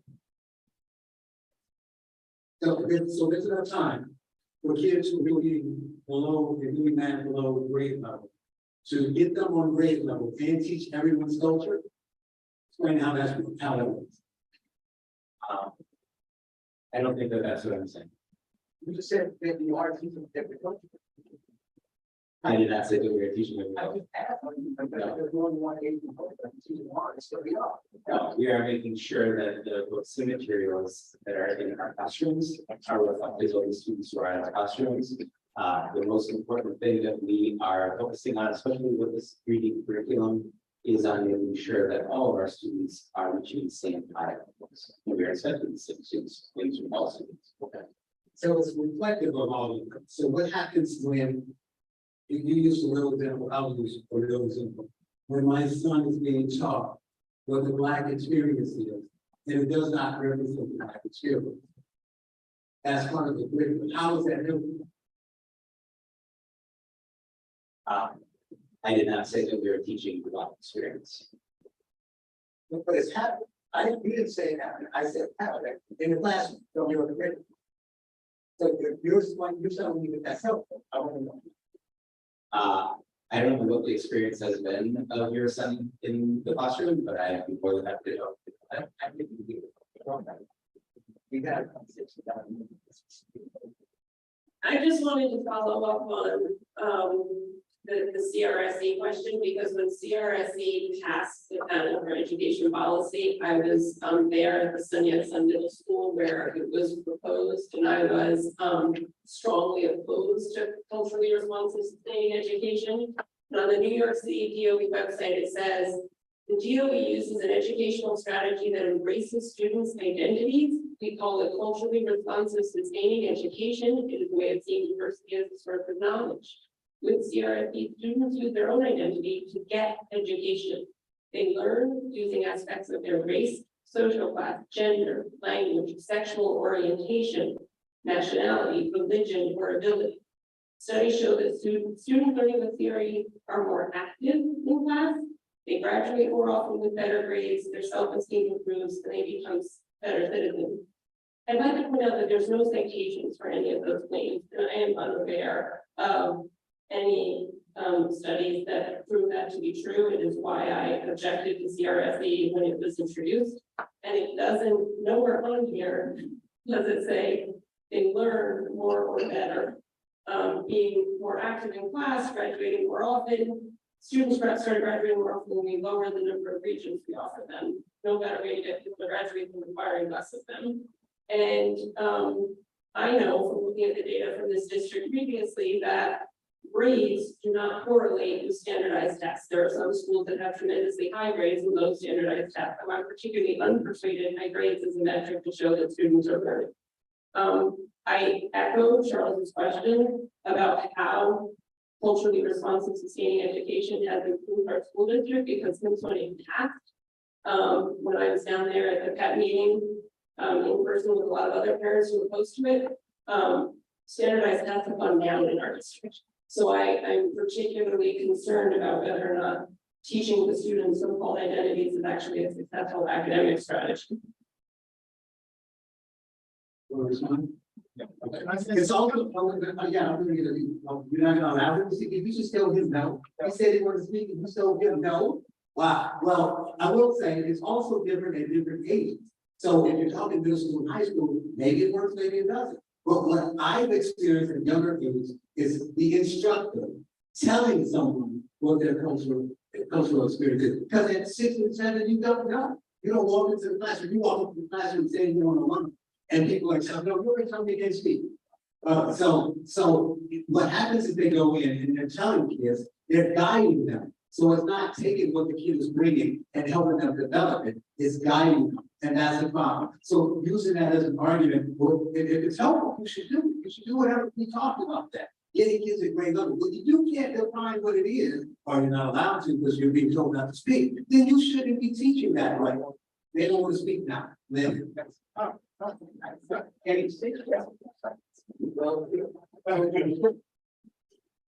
So I just.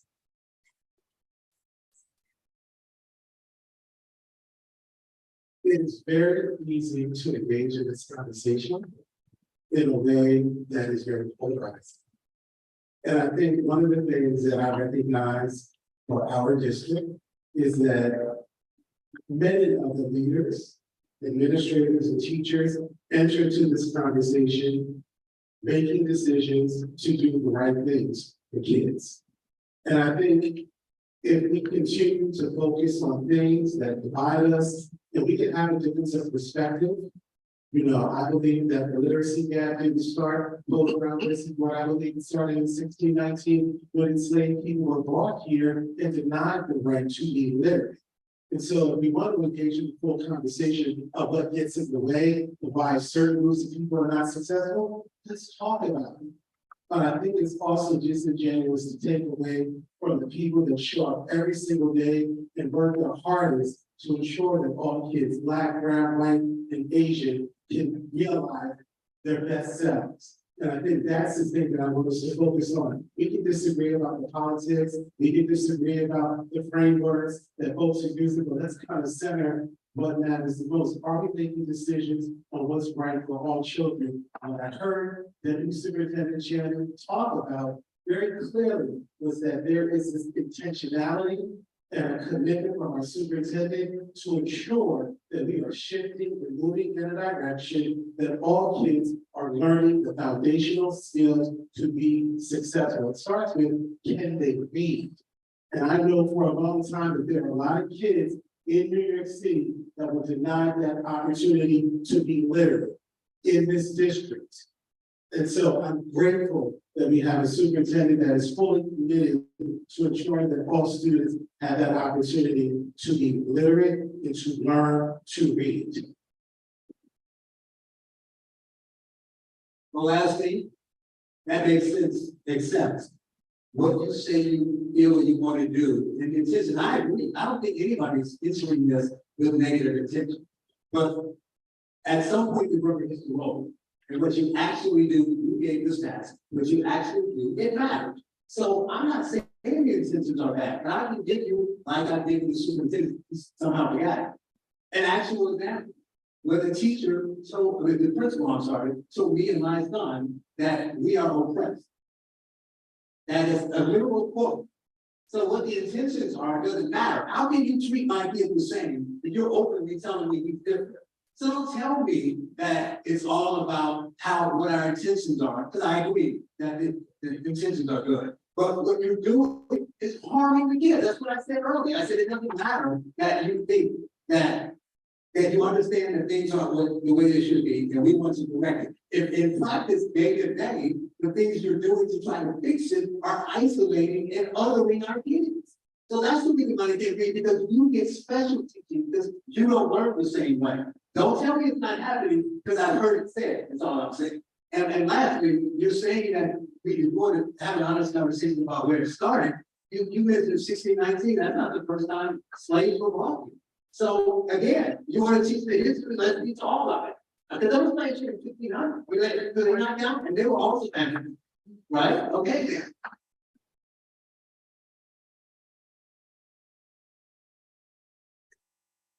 Thank you. I guess we're really having good lively debates. I appreciate it. Okay. I don't know if I want to go ahead. Hey, go ahead. Yeah, go ahead. No, so it's just something about the Zoom. I don't know if you just. I'm sorry. Something about dropped off the Zoom, and I don't know if they any. If they dropped off, then they have to try to join again. No, I think Nobody's pressed any buttons. There's nobody. No, the Zoom's on, there's 15 people on, so Okay. if they want to go back on, there's So- nobody in the queue. Yeah, if Sorry. anyone's listening, if you're on Zoom, please try to log on if you were smart or something. They can always go on YouTube, otherwise they can't go on Zoom. So thank you. First, I just want to echo Councilmember Egerov's and Marin's comments on the intergrade levels. The varying levels within math and other subjects are one of the primary reasons when many of my son's friends' families left the system to go to private or charter. And I do want to emphasize that it can't just be math. Math is one subject, math is an important subject, but there are different levels at different grades, whether it's science or English language arts. A couple of questions on literacy, but I do have one. It's more of a statistical question. It's not related to literacy that maybe you can answer, relating to the asylum seekers. If you know, when you're answering my questions, of the asylum seeker children, how many non-Spanish speaking students there are? Because it's not just students from countries that speak Spanish. We have families from the Ukraine, and I don't know how many teachers and how many teachers we have that actually speak Ukrainian in the district. But if you can comment on that and how you're managing non-Spanish speaking asylum seekers, because we want to make sure everybody is taken care of. Now back to literacy. What are you doing for literacy for older grades? Because you're talking about a lot about early intervention, elementary. But what about the kids who have suffered during the pandemic and are way behind and they're in fifth grade or sixth grade and they're not reading at a fifth or sixth grade level, they're reading at a second grade level. What are you doing for those students? Because we can't forget, we can absolutely we can focus on our younger students, but we can't forget the kids who are a little bit older, because otherwise it'll spiral into high school and after high school. The other question I have is a follow-up from a conversation that I had with you, Superintendent McGuire, and you, Deputy Superintendent Higgins. So it's on literacy coaches, and that's a conversation we had a long conversation about when we met earlier this month, or last month, I guess. So in my son's school, we have a literacy coach who is very well received, and what she does is she meets with students on a one-on-one, usually on a one-on-one, I think occasionally two-on-one basis, and if they are behind in the curve, she'll work with them. It's essentially high impact tutoring, which I know was not approved in the last UFT contract, unfortunately, but it's essentially grade remediation. You talk about lower class sizes. This is impactful. One-on-one is absolutely impactful. And at least in my school, with the teacher in my school, Marcy West, it is very well received and it's been highly successful for those students who need remediation. They may not have IEPs, they may not have other impediments, they just are held back, have fallen behind. Most of these, from our conversation, many of these literacy coaches are paid through the school budget, but I know there was an article that, and it must be some kind of a program in addition to this, where it's paid for, where there's a centralized program paid for by the DOE, not by the schools, but that's being canceled. So my question to you is, how many of our schools have literacy coaches, and how many of those are paid for by the school, so it's not in jeopardy?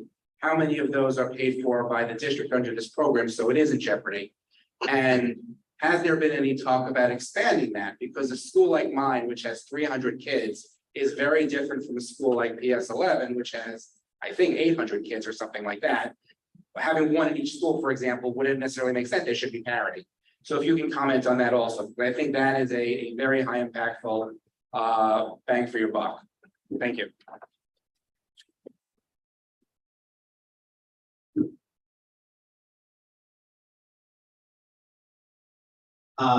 In regard to the new families that have arrived seeking asylum in the country that don't speak Spanish, I actually don't have those data right now. We will know more when kids are enrolled and we have information about what the home family language is. So we can come back to you with that in form.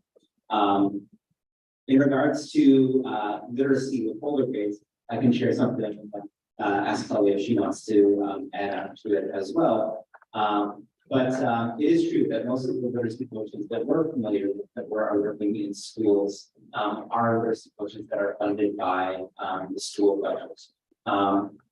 There are a certain group of literacy coaches that have been funded centrally. Many of those folks have not lost their jobs, but their work has been reallocated to make sure that it's aligned with the New York City Reads vision. Reallocated how? Sorry, like what does that mean? They were placed under a different division within the Department of Education. The scope of their work shifted perhaps from working on building anemic awareness in schools through this foundational literacy programs to helping to roll out the NYC Reads. But those people didn't lose their jobs. They're still in place. And so the work is being reallocated and realigned under New York City Reads. In regards to literacy coaches that are working in schools, I agree, it would be very difficult for all schools to be able to afford a literacy coach out of their budget, especially those that are smaller. But there is usually somebody who is in every school that is a literacy expert, whether it's a teacher who's released from teaching for a few periods in order to be able to coach teachers, or it's an assistant principal or a shared literacy coach that's working between a couple of different schools. The big focus when NYC Reads hits District 2 is around working with, various different forms of how it is that funds are going to be allocated to CVs within the district. In some cases, we're going to end up working with literacy coaches that are contracted by a third party. In some cases, we are going to be supported by literacy coaches that are shared between schools. The model is really going to shift.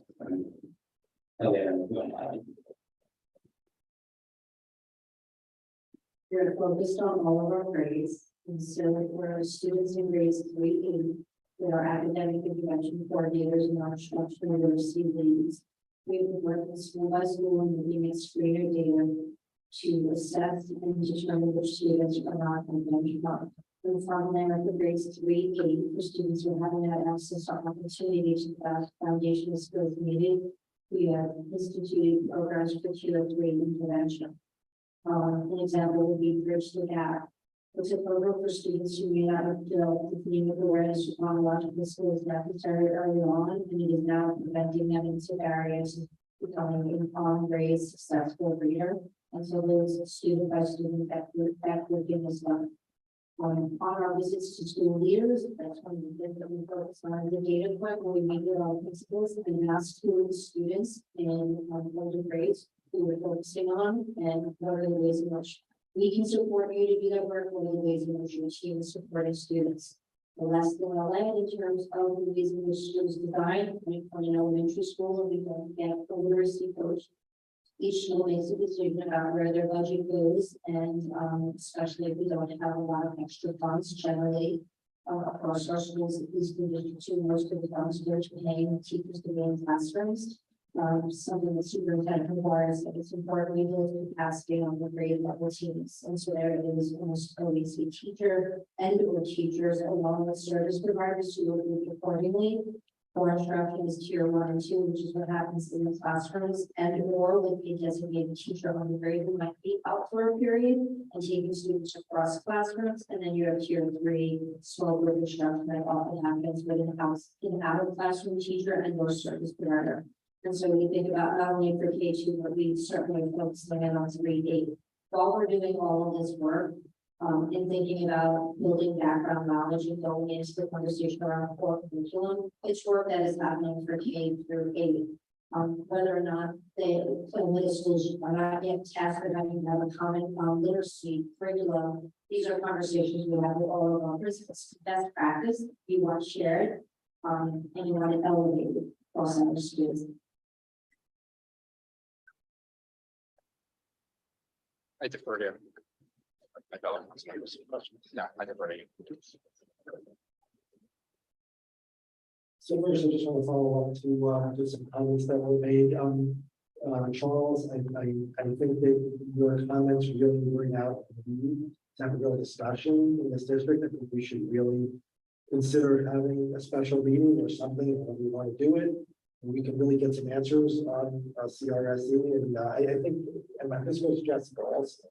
I think one thing that I see is a lack of transparency, like what's actually, at least that's the perception that I feel as a parent, lack of transparency in terms of what's actually being taught to the children, a lack of any real database where we can see what books they're reading. You have to really get the stories from the kids, and some of the stories.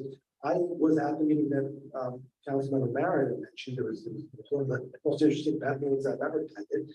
I had mixed feelings on CRSE. I really believe it's important to engage students, and it's necessary to whatever we can do to grab them and get their interest is great.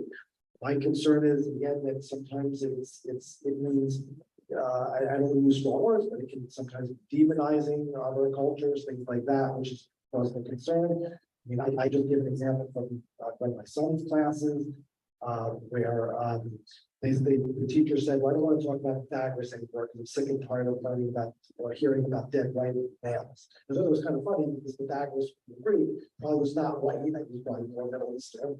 But you get my point. So I think there's really a lack of transparency. And I think we really need to know what our kids are being taught. I think it's a realistic thing. So anything you could do as a superintendent, I think I may have even mentioned this during the last term.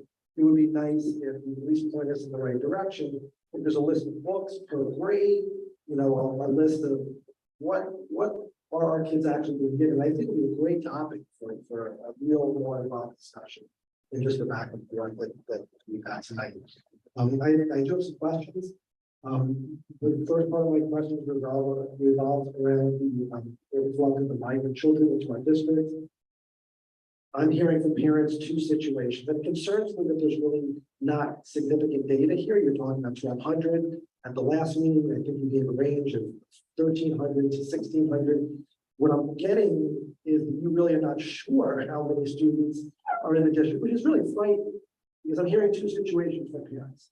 The situations are children are in the classroom, migrant children of all ages are in the classroom, and the teachers are either spending an enormous amount of resources on those children, or even worse, which I find unbelievably reprehensible, they're being completely ignored. And we're sitting there not understanding a word of what's going on, not engaging, not being engaged. And that is just, I mean, that's just criminal. That is criminal.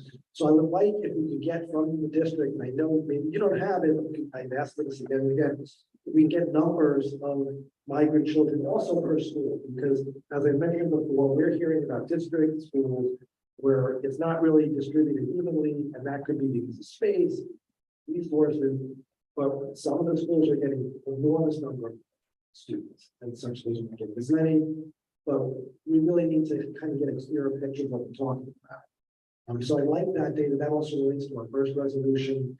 We're talking about resources here, and some of the feedback that I'm getting from parents is really just not about, and it's really funny. The other issue, the other question I had, so if you could work on getting that data, or to give us some more details, maybe get it to us instead of once a month on a more updated basis, or maybe at least provided to the CC, we can distribute it, numbers are per school. And also, I think it also relates to how many people are really in this district. How many people have actually left? Because I'm not sure we really know. If you're bringing in 1,200 kids, what's the real number of people, families left? And I think it's a legitimate question.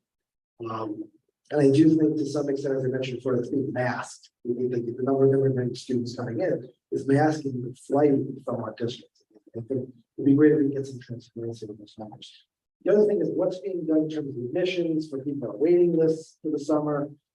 That's another issue that people leaving the district. What is the process and no wait list? I know I've seen some wait lists move. Is there anything being done specifically to place students in choices that their parents may have been higher up on the list? Things like that. Can give some feedback in terms of that process. There are parents that are waiting, concerned, but are probably thinking of leaving, and they're left already. But this is a process for engagement, and we have to engage the admissions puzzle now. You can't wait until, I know you talked about engaging the CC, you have to start as quickly as possible.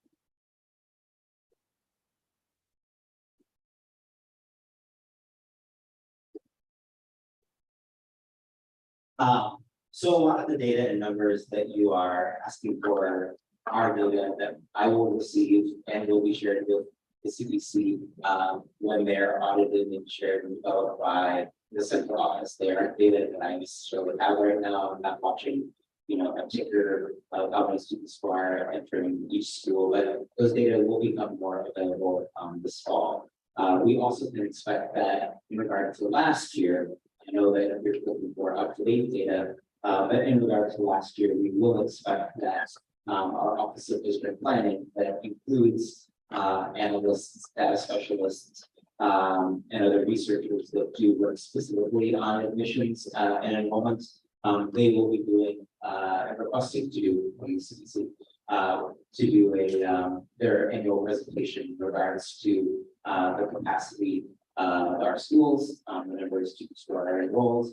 And so those data will be coming soon. I understand that there is a desire for these numbers soon. But we will have them as soon as they are available, and we are committed to share them. We will make sure that they are shared with the CDC. And the admissions piece also. Well, first, let me ask you. Sorry, everybody's getting their exercise tonight.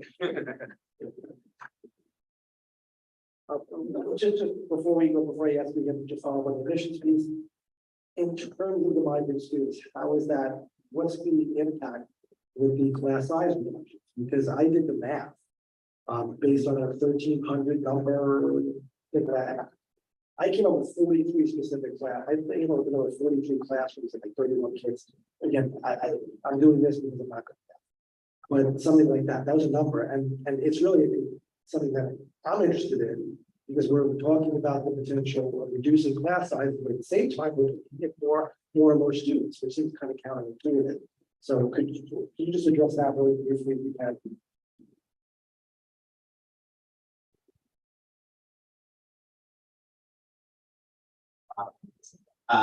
You're right.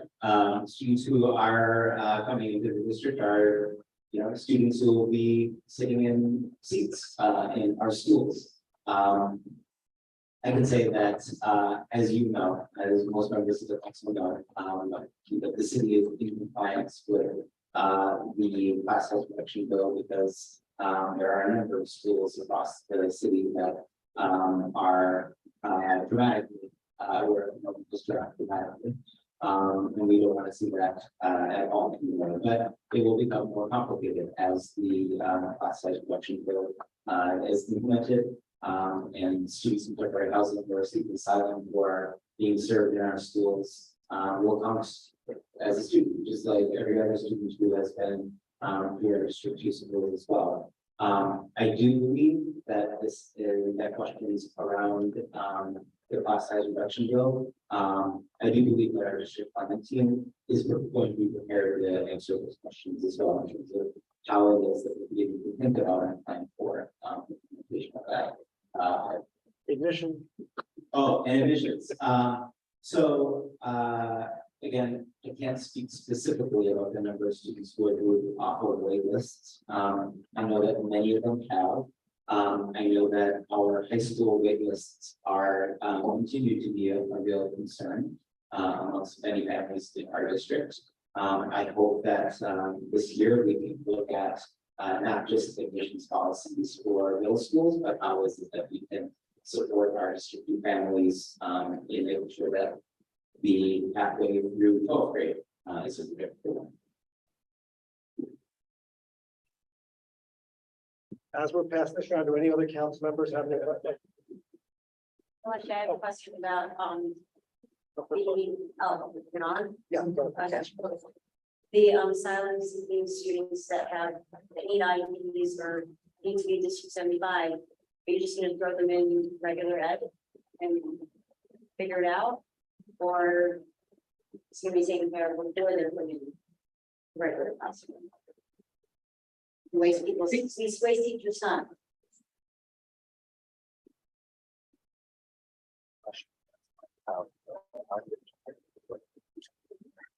No, when students come into the district, regardless of whether they are entering a school, entering the district and having had an IEP in another state or another country, or equivalent to that, they are assessed. The commensurate services, I'm sorry, not commensurate, yeah, commensurate services are put into place. In some cases, there are students who have not been diagnosed in their home country. And those students are usually identified very quickly. We move both the school-based team to conduct assessments as well as district team to conduct assessments to make sure that those students are served in a program that is fitting as a good performing what their needs are. Kelly, could I ask you to pass the mic to Gavin? We might do a shortcut. Sabina, did you good? Oh, yeah. that's okay. Thank you. This is a, Sorry, I didn't realize that. I can understand.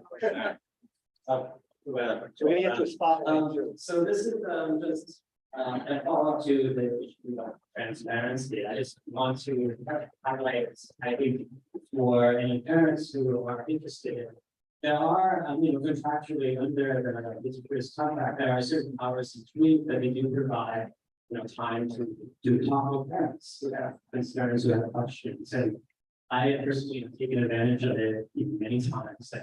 And, teachers have been extremely forthcoming about what's going on in the classroom, about what my child's needs are. So I think that, if you're, concerned about the, what's going on. I mean, there are definitely avenues for that kind of, transparency and to have those concerns addressed. And there's basically like what we as, sort of parents and teachers, I think are, aligned with us that really, many of the teachers are parents themselves, if they want their students to do well, and they want our students to do well. So there's, I think, a lot of opportunities for that kind of engagement.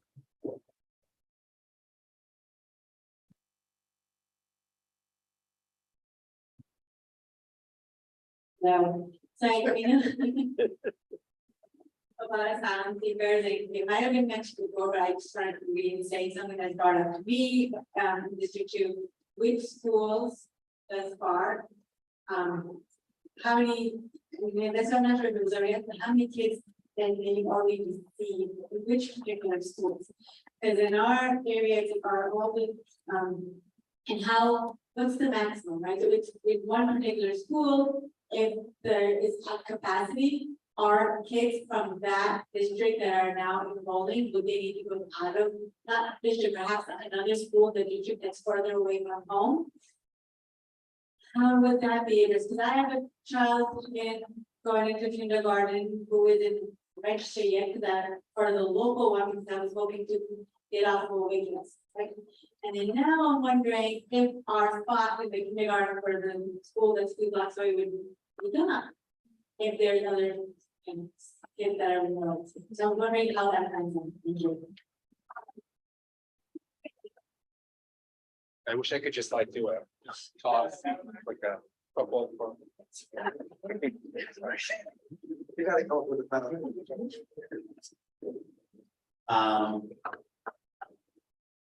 Okay, so, what I can say is that, when the enrollment office is, enrolling students who are here, and their families seeking asylum in the country, they do not take up every single space, they don't fill the school to capacity, and then move on to the next school.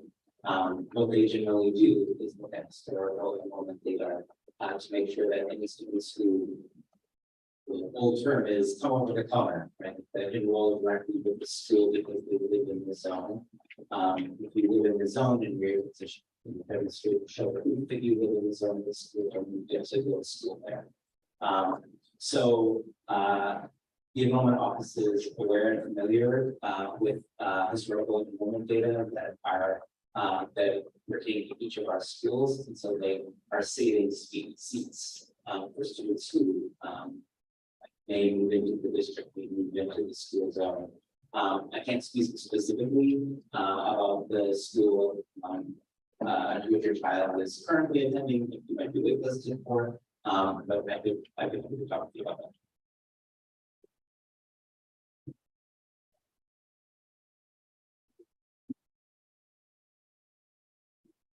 The other questions by the council member, if you're going to have the wire. We're going to move on to the next item on the agenda, which is reporting committees.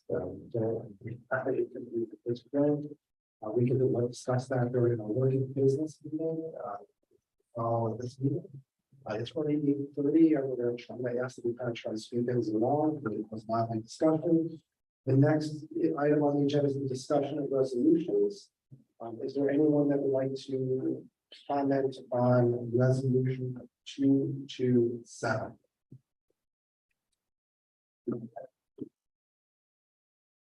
All right.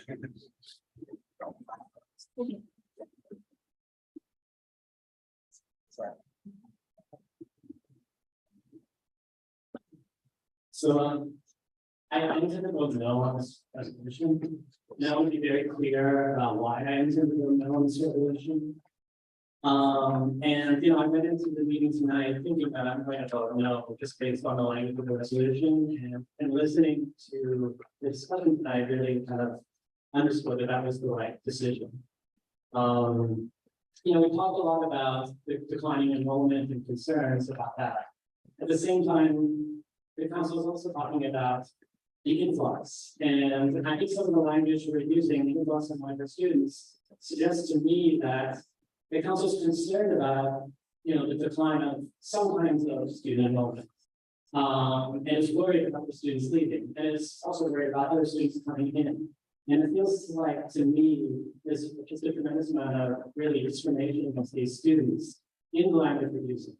And I want to start off by just saying, I don't think this is a good faith effort to help these students.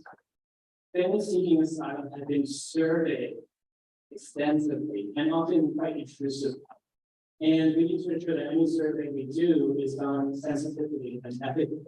And, you know, really the discussion tonight has underscored that I don't think this council is capable of doing. You can laugh, but you know, that's fine. And I also don't think this council is going to use that data in a sensitive, thoughtful way. The language of this English only untranslated resolution, including its use of gratuitous terms like people living in taxpayer-funded shelters, and its constant, use of scare quotes around the terms asylum seekers, asylum seeking, as if we're doubting the implications of experiments, is just deplorable. We're not INS, we're not ICE, we're a truly education council. Our job is to educate the students who come to us and to do what's best for them. And so it's not just about the language. This council voted in December against, they voted on a resolution that recommended rejecting the providing additional fair student funding to students who never asked. So in December, we voted against providing additional funding to these students. And now we're saying we're concerned about it. Instead, what this council did was distributed a bunch of pencil cases and took pictures of stuff. They're distributed in those cases. It's deplorable. So, to ask the district, the DOE, and other city agencies at this point to use their precious time and resources to conduct a district to specific survey, just enough to mean, given the language of this resolution, given the language of it tonight, and just given the decision of this council in December to vote for defunding some of these students. And so that's why I'm voting.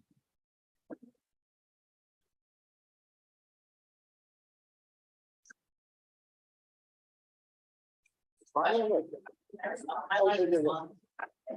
just, if it were phrased or written differently, would you still be, do you think you would not be in favor of this? Or is this going to the language?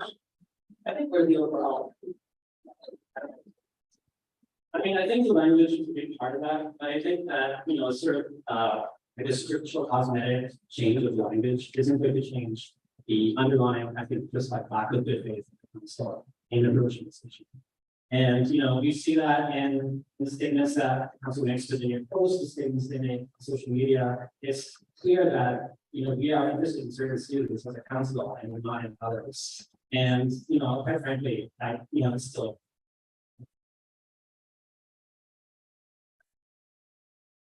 Okay, can I respond?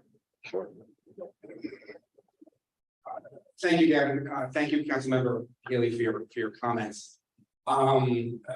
It's hard for me to comment on what the previous council voted on because I was not on the previous council, as neither was Councilmember Bowen, Savage, O'Hara, which I'm sure I'm not saying correct, I apologize, Marin, Serenise, Love. So, and I'm not disparaging the previous council, they voted their way, and that is what it is. But your anger toward this council because of another council's vote is not logical to me. That being said, I don't feel that there is any reason why we can't do both. We can't worry about students who have left and why they've left, and we can't worry, and while we can't worry about asylum seekers and their well-being. We can do both, and we should do both. I don't think anybody on this council, certainly not my co-sponsors, but I don't want to, and I think I can speak for other councils who don't want to do both. I think we should be concerned about students who left and why they left. Many of us have thought about leaving. I think we should be concerned about the well-being of the asylum seekers. I can call them something different if you would like, but that's what they are. And we can call them migrants, we can call them asylum seekers. I don't know what the right term is, but that's what we can take out quotes if you want. There is no ill intention behind putting in quotes. We have put in quotes for many types of students, and that is what it is. But we can do both, and I don't I take insult with the fact that you feel we can't do both and we don't want to do both. At my school, we had asylum seekers. Every parent chipped in, and I'm not talking about financially, but chipped in emotionally with their time to try to make these students as comfortable, their families as comfortable as possible. I'm in a not very, I wouldn't say my school is probably the most exclusive school in the district. We are good people and we are trying to do the best that we can. I think that many of us are just trying to do the best that we can. And we would like more information, because data is good. You like data also, more information to help these students. Yeah, I just wanted to echo what council member Stockton said. I just also just want to say, look, it's very easy to make things personal when you have these kind of forums. And I really just take issue with, the royal council members in the past council that did really collected things with pencil cases when they were closed. I mean, who really made a personal effort. I think that's up to each individual, what he or she or decides to do in an own personal way on these issues. We can agree to disagree. And I really don't think it's fair to really kind of knock the efforts that were made, because I don't really believe those were just our photo opportunities. That being said, but we can agree to disagree on the politics and all that kind of stuff. But I think this is really just a good faith effort to try to get some information, really to assist the district in really making some decisions here. Again, more transparency, which I think all of us. Yeah, anyone else who wants? Okay. Do we vote individually or do we just? Well, we haven't finished the discussion on the resolution. Yep, that's what I thought. Okay, so I'm going to close the discussion right now on the first resolution, the resolution 227, and ask if anyone briefly, and let's please try to keep this brief, has any comments they would like to make on resolution 228. Okay. Just please keep it. I'm not trying to stifle your constitutional right. Not mine.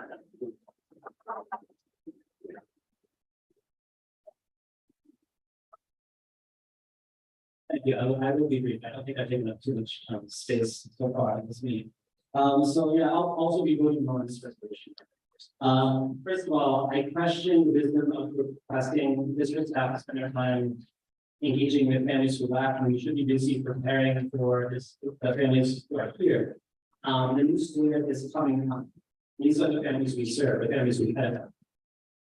And I think a poorly designed survey is worse than no survey. A holistic survey, if we're going to have a holistic survey about the needs of families that they want from our schools, it needs to include not just the families who lack, but the families who have. Why are they staying? What is their, are they thinking about? What are their motivations? What are their needs? I don't really want to chase the people with lives. I think the survey proposed, if you're going to conduct a meaningful survey, it needs to be conducted in at least 3 languages, and conducted in English, Spanish, and Chinese. We need to ensure that we have a sufficient data sample collected, including one that reflects the distribution of the families who left. That means in terms of IEP status, in terms of ELL status, in terms of RPL status, and so on. And so otherwise, this is just another collection of anecdotes. That I think is going to be really meaningless. So I just don't think the CEC has the sort of ability in the time frame that here to do a really methodologically sound survey, and it doesn't really have the ability to do a methodologically sound review of the survey data, and that's why I'm voting.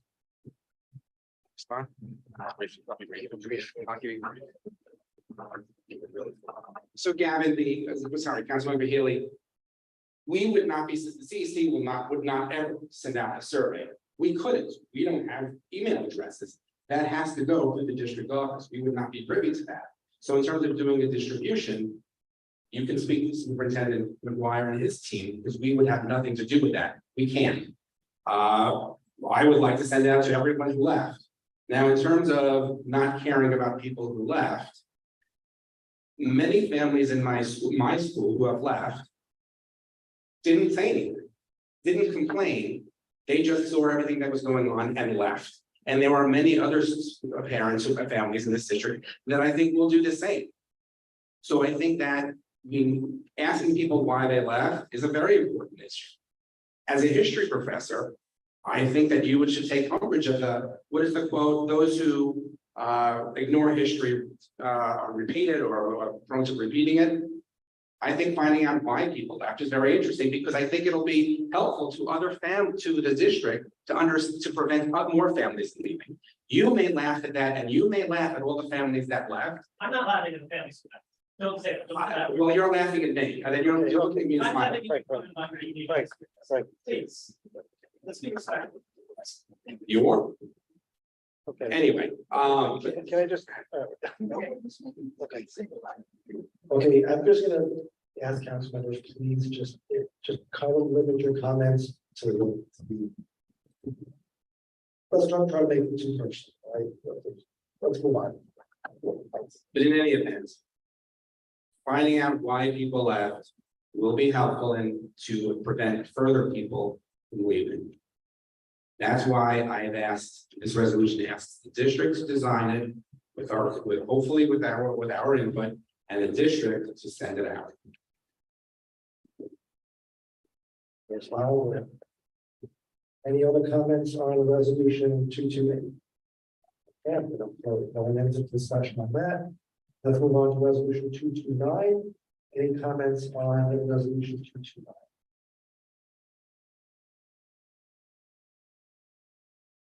Okay, there are no comments. Now we have the second public speaker session. Is there anyone in the audience that would like to speak? Okay, there's no one signed up, or no one is indicating here expressly that they would like to comment. Now we come to the vote on resolution. Now, I'm going to ask that once we take this, I'm going to ask our clerk secretary to take the vote, and then please total the vote numbers. Please tell us who voted, what the number was, yes, no, or who abstained, and who was abstained. Thank you. We need a motion to take a vote for it. So first, yes, so the first, we need a motion to approve resolution 227. Do we have a motion to approve that resolution? I make a motion to approve resolution 227. Does anyone second that resolution? I will second the resolution. We now call for a vote on that resolution. Why did you? Yep. Three vote for aye. Well, Allison Bowen. Daniela Egorov. Yes. Gavin Healy. No. Charles Love. Yes. Maud Maron. Yes. Jessica Savage. Yes. Sabina Serenisi. Yes. Did I pronounce that right? Serenisi, okay. Leonard Silverman. Yes. Craig Sluskin is a yes, so that is 9-1. You have to call. Oh, Sonal Patel is not here. So that leads to a 9 in favor, 1 no, 0 abstain, and 1 absent. And the motion passes. Next, I would like to make a motion to approve resolution 228. To hold resolution requesting formal feedback from families who have recently departed to schools. Does anyone second that motion? I second. Councilmember Love. I would now like to call for a vote on resolution 228 and ask that our recording secretary take the vote. Three vote for aye. Allison Bowen. Daniela Egorov. Yes. Gavin Healy. Charles Love. Yes. Maud Maron. Yes. Sonal Patel is not here.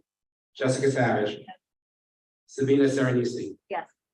Leonard Silverman. Yes. Craig Sluskin is a yes. So that is 9 yes, 1 no, 0 abstain, 1 absent. Resolution 228 has passes. The next item is a I'd like to make a motion on resolution 229 entitled resolution to approve. I'm sorry, motion to approve resolution 229, resolution requesting New York City Public Schools to offer an in-person option for parent-teacher conferences. Is anyone second? I second. Councilmember Ergelov. I'd like to now call for a vote and ask our recording secretary to do the vote. Three vote Bride. Yes. Allison Bowen. Daniela Egorov. Yes. Gavin Healy. Charles Love. Yeah. Maud Maron. Yes. Sonal Patel is absent. Jessica Savage. Sabina Serenisi. Yeah. Leonard Silverman. Yes. And Craig Sluskin is a yes, so that is 9-0, 9 yes, 0 no, and 1 abstain. Resolution 229 passes. For members of the public, those resolutions should eventually be posted also on our website and within the coming days. The next item on our agenda is approval of minutes. There was no official meeting last month, however, there was an issue on the minutes relating to the prior month, which I believe would have been June. Do we make a motion to table that at the present time? Can I get a second on that? Anyone? Second. Second. All in favor of tabling the approval of the June minutes? Next meeting. Yeah. We don't need to say. Okay, the next item on the agenda is new business. Is there any new business that anyone would like to discuss? Okay, any, and I'm gonna make a motion for adjournment. All in favor of adjournment? Yeah. Okay, our meeting's adjourned. We usually go straight into the working business meeting agenda. Is there anyone that would like to take a short break? Okay. Not with Allison, that we're through. Okay, we're gonna try to do this. There's a lot of stuff we need to cover. Let's try to really, if we, I don't want to wait till 10, I get this thing done. And also thank you, Deputy Superintendents. Thank you, Superintendent. Thank you. You leave, Why don't we wait another minute and see if Councilmember Hill returns, and then we'll just take it. Sure. Get them on one page. Can we just get started here? Why don't we wait for him? Just out of courtesy, we give him 2 minutes.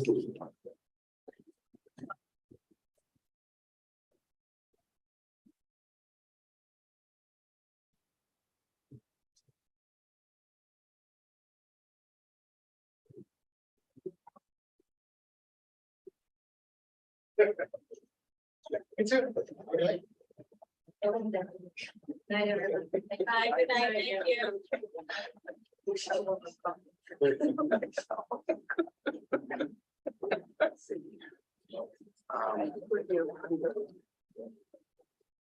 I know.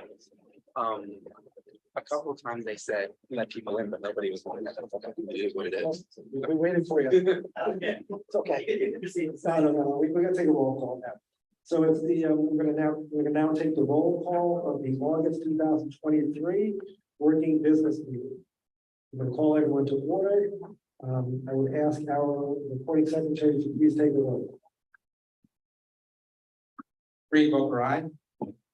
Allison Bowen.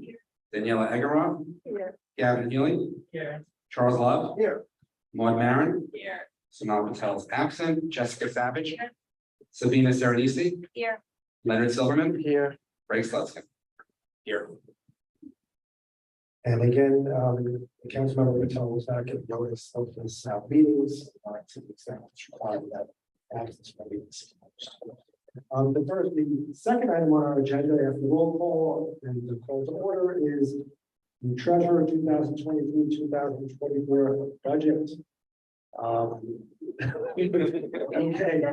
we will have to bring up the speed. I'm going to suggest that we discuss that. Unless you want to make a nice presentation, but let's move on. Actually, there is one point. We had a meeting with FACE yesterday. If people, and I'm talking to you, and need to be reimbursed, the FACE rep said to speak to her that she can process it. I know you have some outstanding expenses. Yes, one of the good things about having voted for us, God knows, having voted having the president, and treasurer is we can get expenses approved, just so all members know. There are certain things that you are entitled to get reimbursed for, the travel expenses. I guess what they call night care expenses, but childcare expenses. Yes. Is this system with one mic for this many people, situation for all meetings? Or I is it think- a one-time event? We had just had that discussion and we're gonna try to get, I would like to get a minimum of 3 microphones. Yeah. So we don't have to go back and forth. But I was gonna say, let's put it in the budget. It has for all, this year if we don't have clubs that. for 4, so we should be able to do I something. think we just need to get them. They don't exist. Well, we may not always be, but that's something we can discuss in the future, but I agree with you 100%. I don't think that's controversial. Let's put it I am the in budget. favor of, Treasurer, please note that, but we can work on that next. You want to stand up and pass it every time. Item number 3 is the transfer billing info, Google, email, Drive, Constant Contact, Wix, and Zoom accounts, as well as email, social media accounts complete. I want to really thank again, Councilmember Sloskin, because without his help, none of us would be able to communicate, none of us would have their email addresses. We do not currently have an administrative assistant. You do, me. But, yeah, so we'll, without him, I do appreciate it. I think we all really owe him around the applause and thanks for your hard effort. So thank you very much. I would like to be reimbursed for the shelling out. The next item on the agenda is transfer of meeting technology, Owl and Zoom. Zoom, I know I'm not familiar with Owl.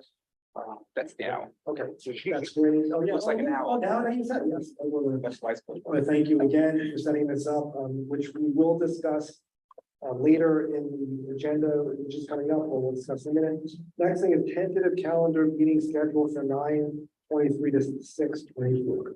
What we did for this specific meeting was we sent out some dates that could work for everybody. Can we agree? Can we look at our phones now and see if there's a date? I know we don't have Councilmember Patel here, but is there?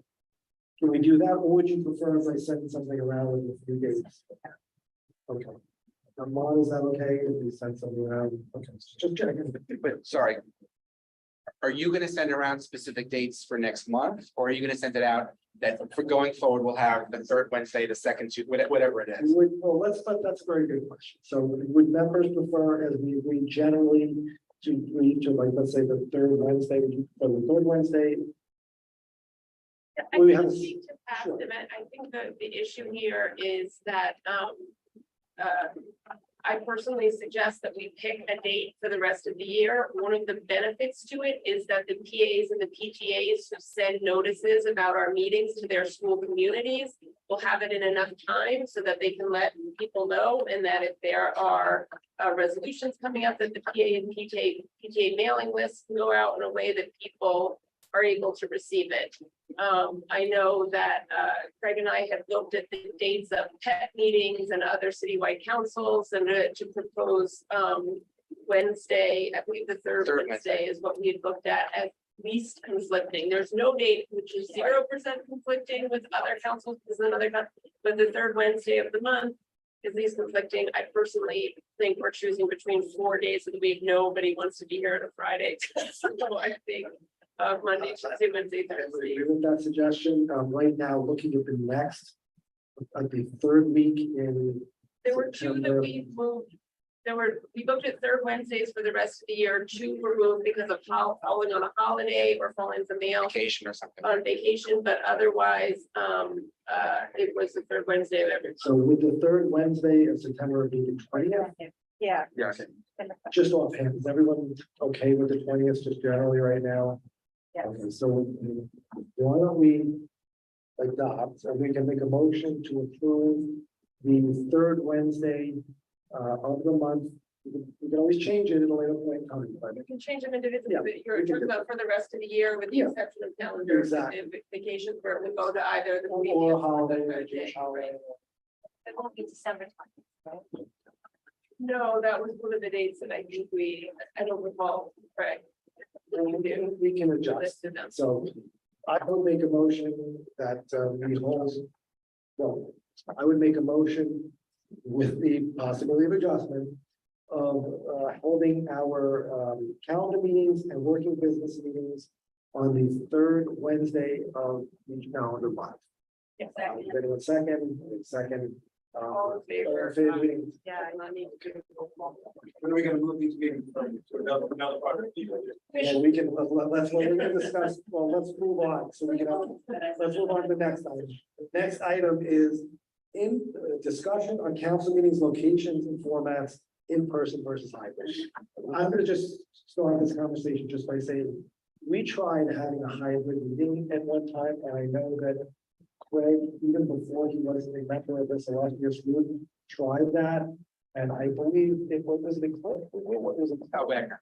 It was a nightmare. It was, Technology is a little bit better, but the problem, the concern, sorry, what we have to make sure is that wherever we are, if we did it, we have to have a TV, right? Because you have to be able to, I mean, you want to see the people who are speaking, and especially, and sort of it's two questions. Number one, do we allow for hybrid for us?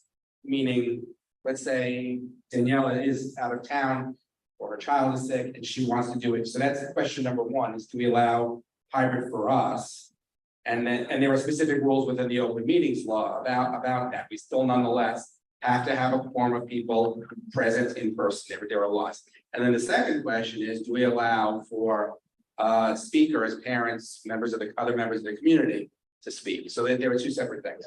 yeah, if you're having a hybrid meeting, so first of all, Craig is correct, so we can't really have a completely remote meeting. A lot of advantages to that, and we got a great participation, and you can see we're not exactly a packed house tonight. So it really was a way to reach the community, make it a lot easier for numbers, but that's not really an option. We can look into it. I'd like to speak on the topic. Sure.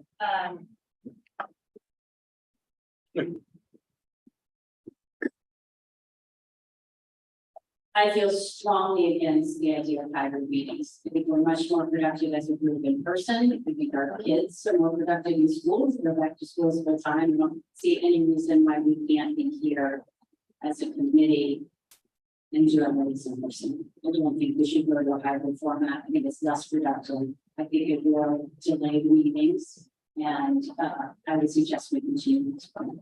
Sorry, just keep the mic. Do you mean hybrid for us or for members of the community? Like that, separate those out if you can. Sure, I don't understand the laws around our, as a committee being hybrid, because it sounds like we still need to have a quorum in person. Yeah, yes. Yeah.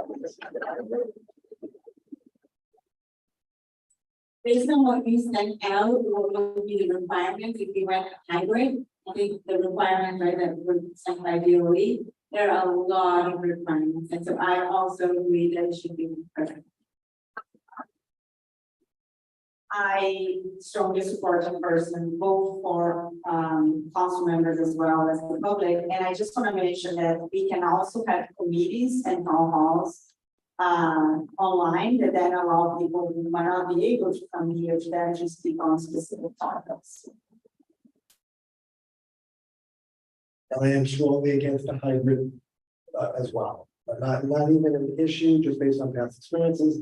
I know from PTAs having to deal with this issue, it really is a nightmare. So it's logistical nightmare, even though we may have a technical savvy person sitting right next to you. Do you wish to say anything else? I'm sorry. We're talking about the meetings of the public. You talk about allowing the public to talk. Yes. Yeah, so the public, but again, we have to have the ability to communicate with them two ways. Okay, okay. So we don't really have to vote on this per se, I mean, but I'm getting I understand that we seem to all be in favor of in-person. Yeah. Okay, now, the next question is, and this goes to Charles's comment about where we're gonna hold our meetings. Usually, I do like this location just because of the dynamic. As you may remember from our last meeting, we were in a big school. It's kind of hard when we're sitting all up there and we're trying to address members of the public. It's also easier for these owl, now I know what they're called, these owl things to really broadcast. However, I do think it is important to go to various parts of the district. So what I would propose is maybe doing every other meeting here, and we could try to have other meetings spread out to the district, if that would work. Okay. I'm going to deliver. I like that idea. So I know that every other meeting will be back in here, but we'll still be able to go to different parts of the district. And for those of you who may not know, I mean, I know we're geographically diverse in terms of our representation. This district goes all the way from the west side, loops right around all the way up to the upper east side. So that's. Is that okay? Get around. Yeah. So is there anyone specifically having a request for the meeting location subject to us trying to do it right now in schools that are allowed? No, in the past, we've sought out, ADA compliant buildings generally, and it makes sense to continue to. I think it would be nice if the members, volunteered to homestead whenever their local school, their school is during the year. Okay. I mean, that we have to also get your range with the school to make sure that it's available. Like said, ADA compliant, and not all schools have elevators, things like that. And we also want to make sure we have some sort of internet connectivity. Because there are some locations where it's just, we're able to sit down. So, okay, so we'll reserve, so our next meeting will be on September 20th. We will determine the location. Charles, if you have the input, if you have. Something, yeah. I think all of it. I heard you have a big living room, right? The whole city. The next issue is the next item on the agenda is an update on hiring a District 2 administrative assistant. So I was given some resumes from Anthony Settle, who I believe has now been replaced. The three of us have shared those. I really have not had an opportunity to do in-depth work. Charles and I did. You did, okay. Went through all the resumes and ranked them according to, the most likely to reach out to and set dates to set up interviews, and, we'll, continue to. So we're on the board is on the process. So thank you very much. Until we get that administrative assistant, it looks like Craig's going to be doing a lot of the work here. Having the administrative assistant is great because they can do printing, they can help us with the location, they can help us with reimbursements. They can help do a lot of different functions. They're really good. So Then I'm looking 6 p.m. start time for me. I would actually prefer 6:30 if that's possible. Would you guys? To do 6:30, but Would you I guys do 5 have or 6. any? I like 6, especially if we're gonna be there till. Break it down. Start out an hour earlier, start at 5 instead. No, that's a little too early for a lot of you. What's the consensus here? I'm perfectly okay with any consensus. Among the people who care, then we'll have a 6 o'clock preference. I prefer 6. I'll actually prefer 6 too. Okay, 6 it is. We'll keep it moving. We can read that. It's good. So we are working on the District 2 administrative assistant. Next item is the request of superintendent to commence the process to appoint a student appointee for CECD2. I'm very familiar with that process. At least I made a child that went through it. We'll have to talk to Superintendent McGuire and ask him to do it as quickly as possible because any potential candidates will have to be interviewed and vetted by, and just so you're aware of the process, the CEC has nothing to do with that process. It's solely done by the district superintendent and staff. So it's not a process. It's a process where student representative. And the student representative attend the meetings. Their vote doesn't technically count, but we can authorize them to vote, and they are entitled to speak and give their input on specific issues. We can also serve on committees with them. So we're going to table that to next time. Superintendent evaluation, I suggest we discuss that next time, but the CEC does do an evaluation of the district superintendent. We'll get back to it. Suggestions on future council meeting program presentations. I'm going to suggest CRSE or as a potential presentation. Anyone else have any issues that you might want to just bring up right now? Their admissions are really another thing that we've had presentations on. We can just. Okay, let's start the next thing. We're moving right along. Parliamentarian position. I was the parliamentarian at the last term. It was a valuable position. Why? You look at it like, I'm crazy. Would that be something you might be persuaded to potentially do, given your vast experience as a prior president of the council, and always whispering to that right here? I would consider it, but give me time to think about it. So I'm gonna ask everyone, unless someone else really wants to adopt that role. As a parliamentarian, we have to make, and this is done in conjunction with Jennifer Greenblatt, our amazing district two, lawyer, but sometimes has to make some spot decisions on, as to Robert's rules of order. It's good to have someone that we can defer to. I think it's better that I do not hold those two positions and for that second. I would see anything. School liaison position discussions. So the way it has worked traditionally is we each will get 4 or 5. Schools, we have an extra member now, so that may affect the total of the distribution. But CEC members are required to be liaisons for a certain number of schools in the district. That means engagement with the schools, it means occasional visits, it's interaction with staff. Customarily, one of the liaison schools is going to be a school that your child is at. It makes it a little easy. I suggest you will circulate a spreadsheet and kind of rank your choices. Usually there's not too much overlap, especially since we're kind of spread out. But rank your preference, but everyone will have to have a certain number of liaison schools. We can't be like, we put it together. So just be prepared for that. Does every school get a liaison? Every school has a CEC liaison. And again, if a lot of it is what you put into it. So it's not like it's going to necessarily be a vast, period of time.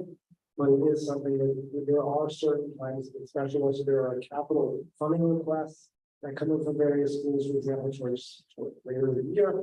So you're going to want to really kind of be in touch with the school and find out what the issues are. If there's anything they want to the attention to CEC and capital funding issues that we are not going to about. So also Ask one question. In our education council responsibilities to handle that, only it says, please remember that you cannot miss your child's school in your capacity as a council member. Being a CEC liaison for your child's school is a conflict of interest. well, in the past, I can't tell you that we've all been liaisons to our children's schools, but again, no one walks in there. You don't say I want special treatment, things like that. I'll look into that. Thank you for mentioning it. Well, I'll look into it if the rules have changed, but I think it's also worth it. We have been in the past, liaisons for children's schools. I think it's also worth remembering that, we are an independent council.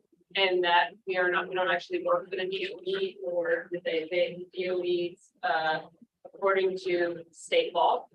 And the state law that enables the chancellor's regulations, they have authority to conduct the elections that we're under, and we follow various procedures based on the enactment in chancellor's regulations, but we don't answer to the DOE.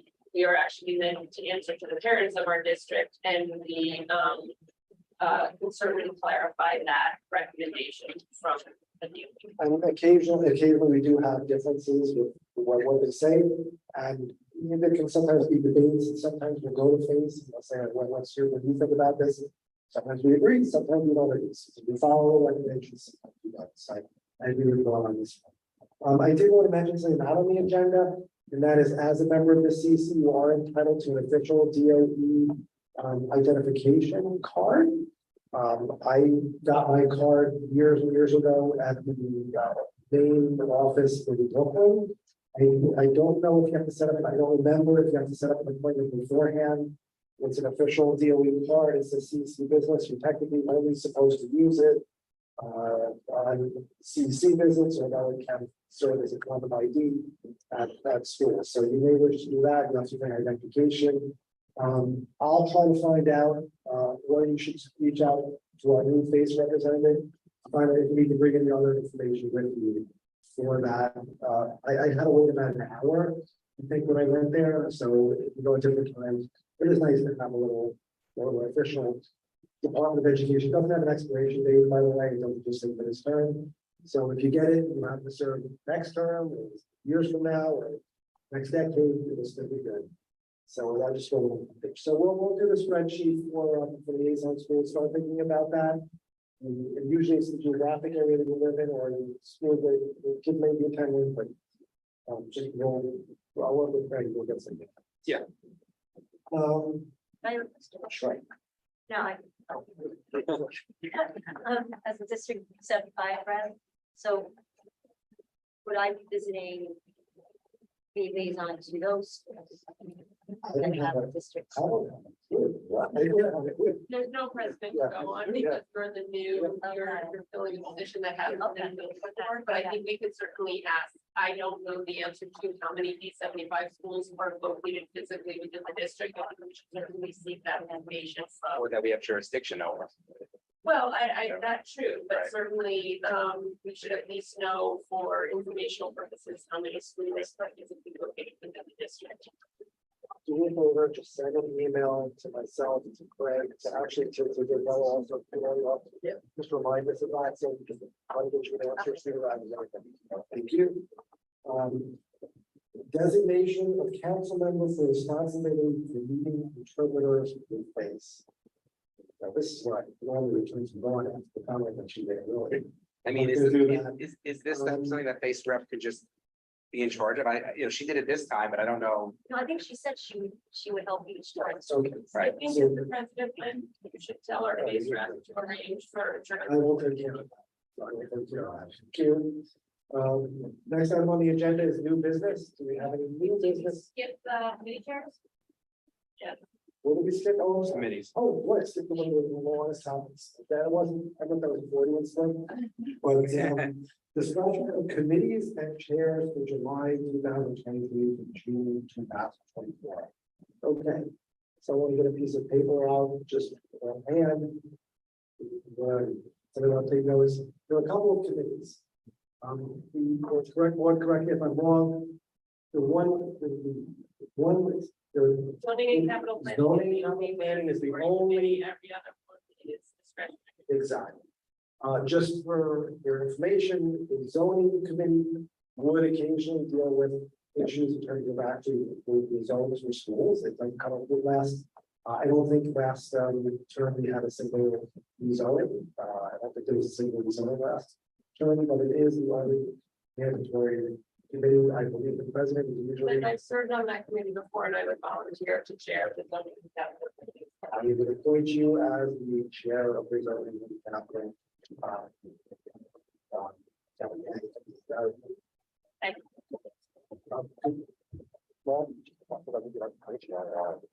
Someone did this, so they can reveal that I don't.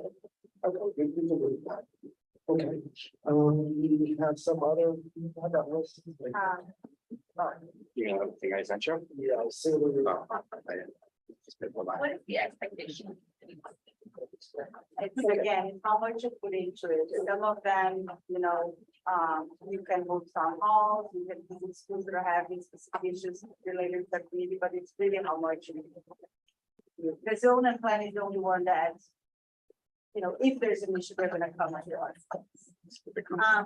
Then I would love to continue chairing the school safety committee. Can we go through what the committees have been in the past? Yeah, so let's do that. I think that's a really good idea, just a good idea. And by the way, you can also, you can create new committees, you can modify committees. Again, we only have one requirement for them the committees. Usually a committee has a chair, who will assume the primary responsibility to be co-chairs for committees. Nobody should be in this alone necessarily, so the more help that we can get. Committees do not have to meet in person. My understanding is committees can meet remotely. So that allows a lot of flexibility. It also means that you could have a committee that, unlike a meeting tonight, could actually have hundreds of people potentially turn up. Those can be conducted via our Zoom account with DO. So that really gives a great opportunity. And usually the chairs of the committee have a strong interest in that area. But the committee is the problem. So for example, I know that Danielle has been an outspoken proponent of school safety and those particular issues, and that's why she just volunteered to be the chair of our safety. I'm gonna just say, I think we should create a safety committee. I'm gonna appoint you as the chair of the safety committee. Is there anybody else that they want you give a comment of the co-chair? Anybody who wants to co-chair. So the issues, by the way, with the safety committee are, we've had a lot of issues with this year with, because we had schools that have arms on their doors. There were questions about a lot of incidents and what security was, and cameras. And Daniel, maybe you could speak to some specifics about the safety committee. You can serve on a committee, doesn't mean you always have to serve on it, you can volunteer for it. Yeah, I think the two main issues have been, assisting families with safety transfers, where kids are victims of violence or going to schools and they're trying to get, safety transfers to other schools in our district. And, as well as just, we talked a lot of the media zone, NYPD to make sure that, that there's extra police presence in some communities that have had a lot of events around their school weeks. So this is a big achievement. And some of us have done a lot of advocacy around school safety agents that have been attempts to cut school safety agents from our schools. And so we have for sure done a lot of work on trying to making sure there are school safety agents having specific agents. Is there anyone that would like to do it? This is not official. Is there anyone that would like to serve on the committee with Danielle or CP? I will. Thank you so much. Thank you for doing that. And again, any member can technically serve on any other any committee. We have one of the important committees that we've had in the past is with the students in temporary housing. Do we have anyone that would be interested in sharing that? Then just to be clear, these are not standing committees. We could be, yes. Doesn't have to have them, that you're not trying to fill things that are standing, people should be able, I suggest that people review these committees, and if someone wants to chair a committee or modify it or change it, they could propose it at the next. I'm gonna chair the zoning and capital planning committee, and Daniela and Spina are gonna chair the safety committee. If you go on the web, we had in the past students with temporary housing, students with disability, admissions and diversity committee. Those three are past committees that someone may choose to chair going forward or co-chair going forward, or they may propose a different committee. We have had, you know, a dual language committee in the past, which doesn't exist at this point. So there are other things that There's a bylaws committee. That's right. we should have a bylaws committee now, actually, to propose review of our bylaws. I'm gonna, again, I'm gonna appoint myself co-chair, at least of the bylaws committee, would anyone else like to serve on it? Okay, and by the way, if we wish to create, for example, we've already discussed it, a hybrid version of making certain changes to laws, you have to do it over the next 2 meetings. So, it's not like you can make changes that way. So thank you, Maud, on my bylaws. So what we'll do is I'm just gonna mention a few that Maud mentioned, a few of the potential committees that we can have between now and the next meeting, just let's kind of circulate. If you're interested in the committee, just let me know. If there's anyone you want to specifically serve with, if there's any issue you think you might lead a committee or recommend a committee. But I don't think we should have too many committees because they conflict with each other. I do think in the past, definitely admissions is a very important one. I think the admissions and diversity committee is one that we should certainly maintain. And if anyone, you know, I think we should give people a chance to think about it, but if anyone's interested in it, I think it should be. I would like to serve on the admissions. Yeah, my recommendation on the A&D. We have until September or something or other before the district makes its decisions on how admissions are going to be handled. I don't think we can wait until the next meeting to appoint a chair on that committee. I was on the A&D committee last time. I was sorry. Okay, so we need, does anyone specifically, Craig, would you want to chair that committee? I would be honored to chair it. I was on it last time as a non-CC member. I was on it last time. So I'm gonna, if it's okay, I'll appoint you the chair of the committee. Would you like to serve on the committee as well, Charles and Alice? Okay.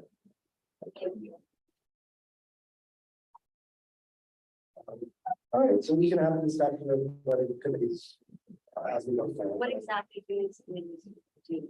Don't you call it what the sure. The Admissions and Diversity Committee looks at. Are you talking about that committee specifically? No, like all. The committees meet generally, they can meet as often or as irregularly as they choose to with the chair. It doesn't have to be in person. It's for the. Um, It's easier for The the. committees can meet monthly, they can meet more often or less often, and they need to be called by the chair, but they do have to put out notices so that, members of the public, members obviously other parent district, members of the district, parents in the district can attend if they choose to. So you would put out a notice if you're gonna have a meeting. These, as I understand it, with the open meetings as they are, these, meetings can be fully online, so they can be a Zoom meeting, you can put out a notice, ask the secretary of the council to send out a notice to the district about with the Zoom link, if it's on Zoom or a location if it's in person.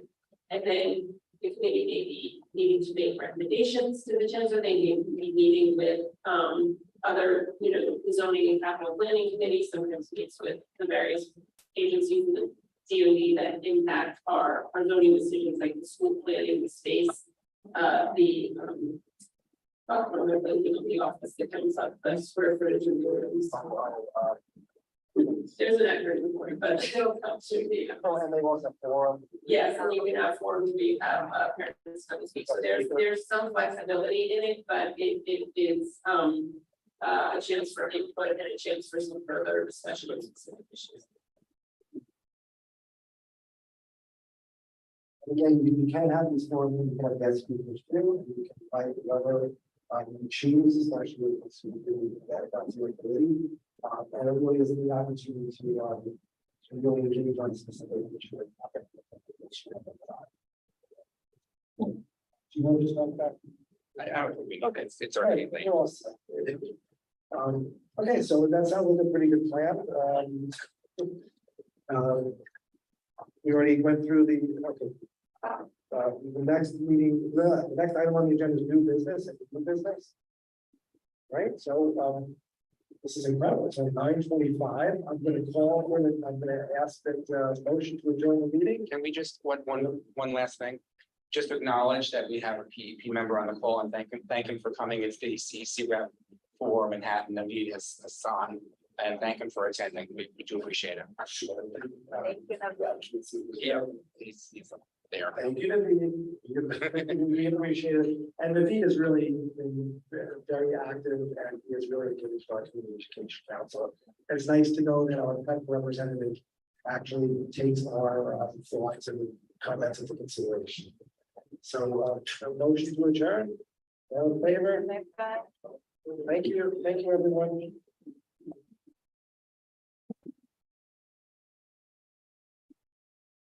Thank you. Thank you.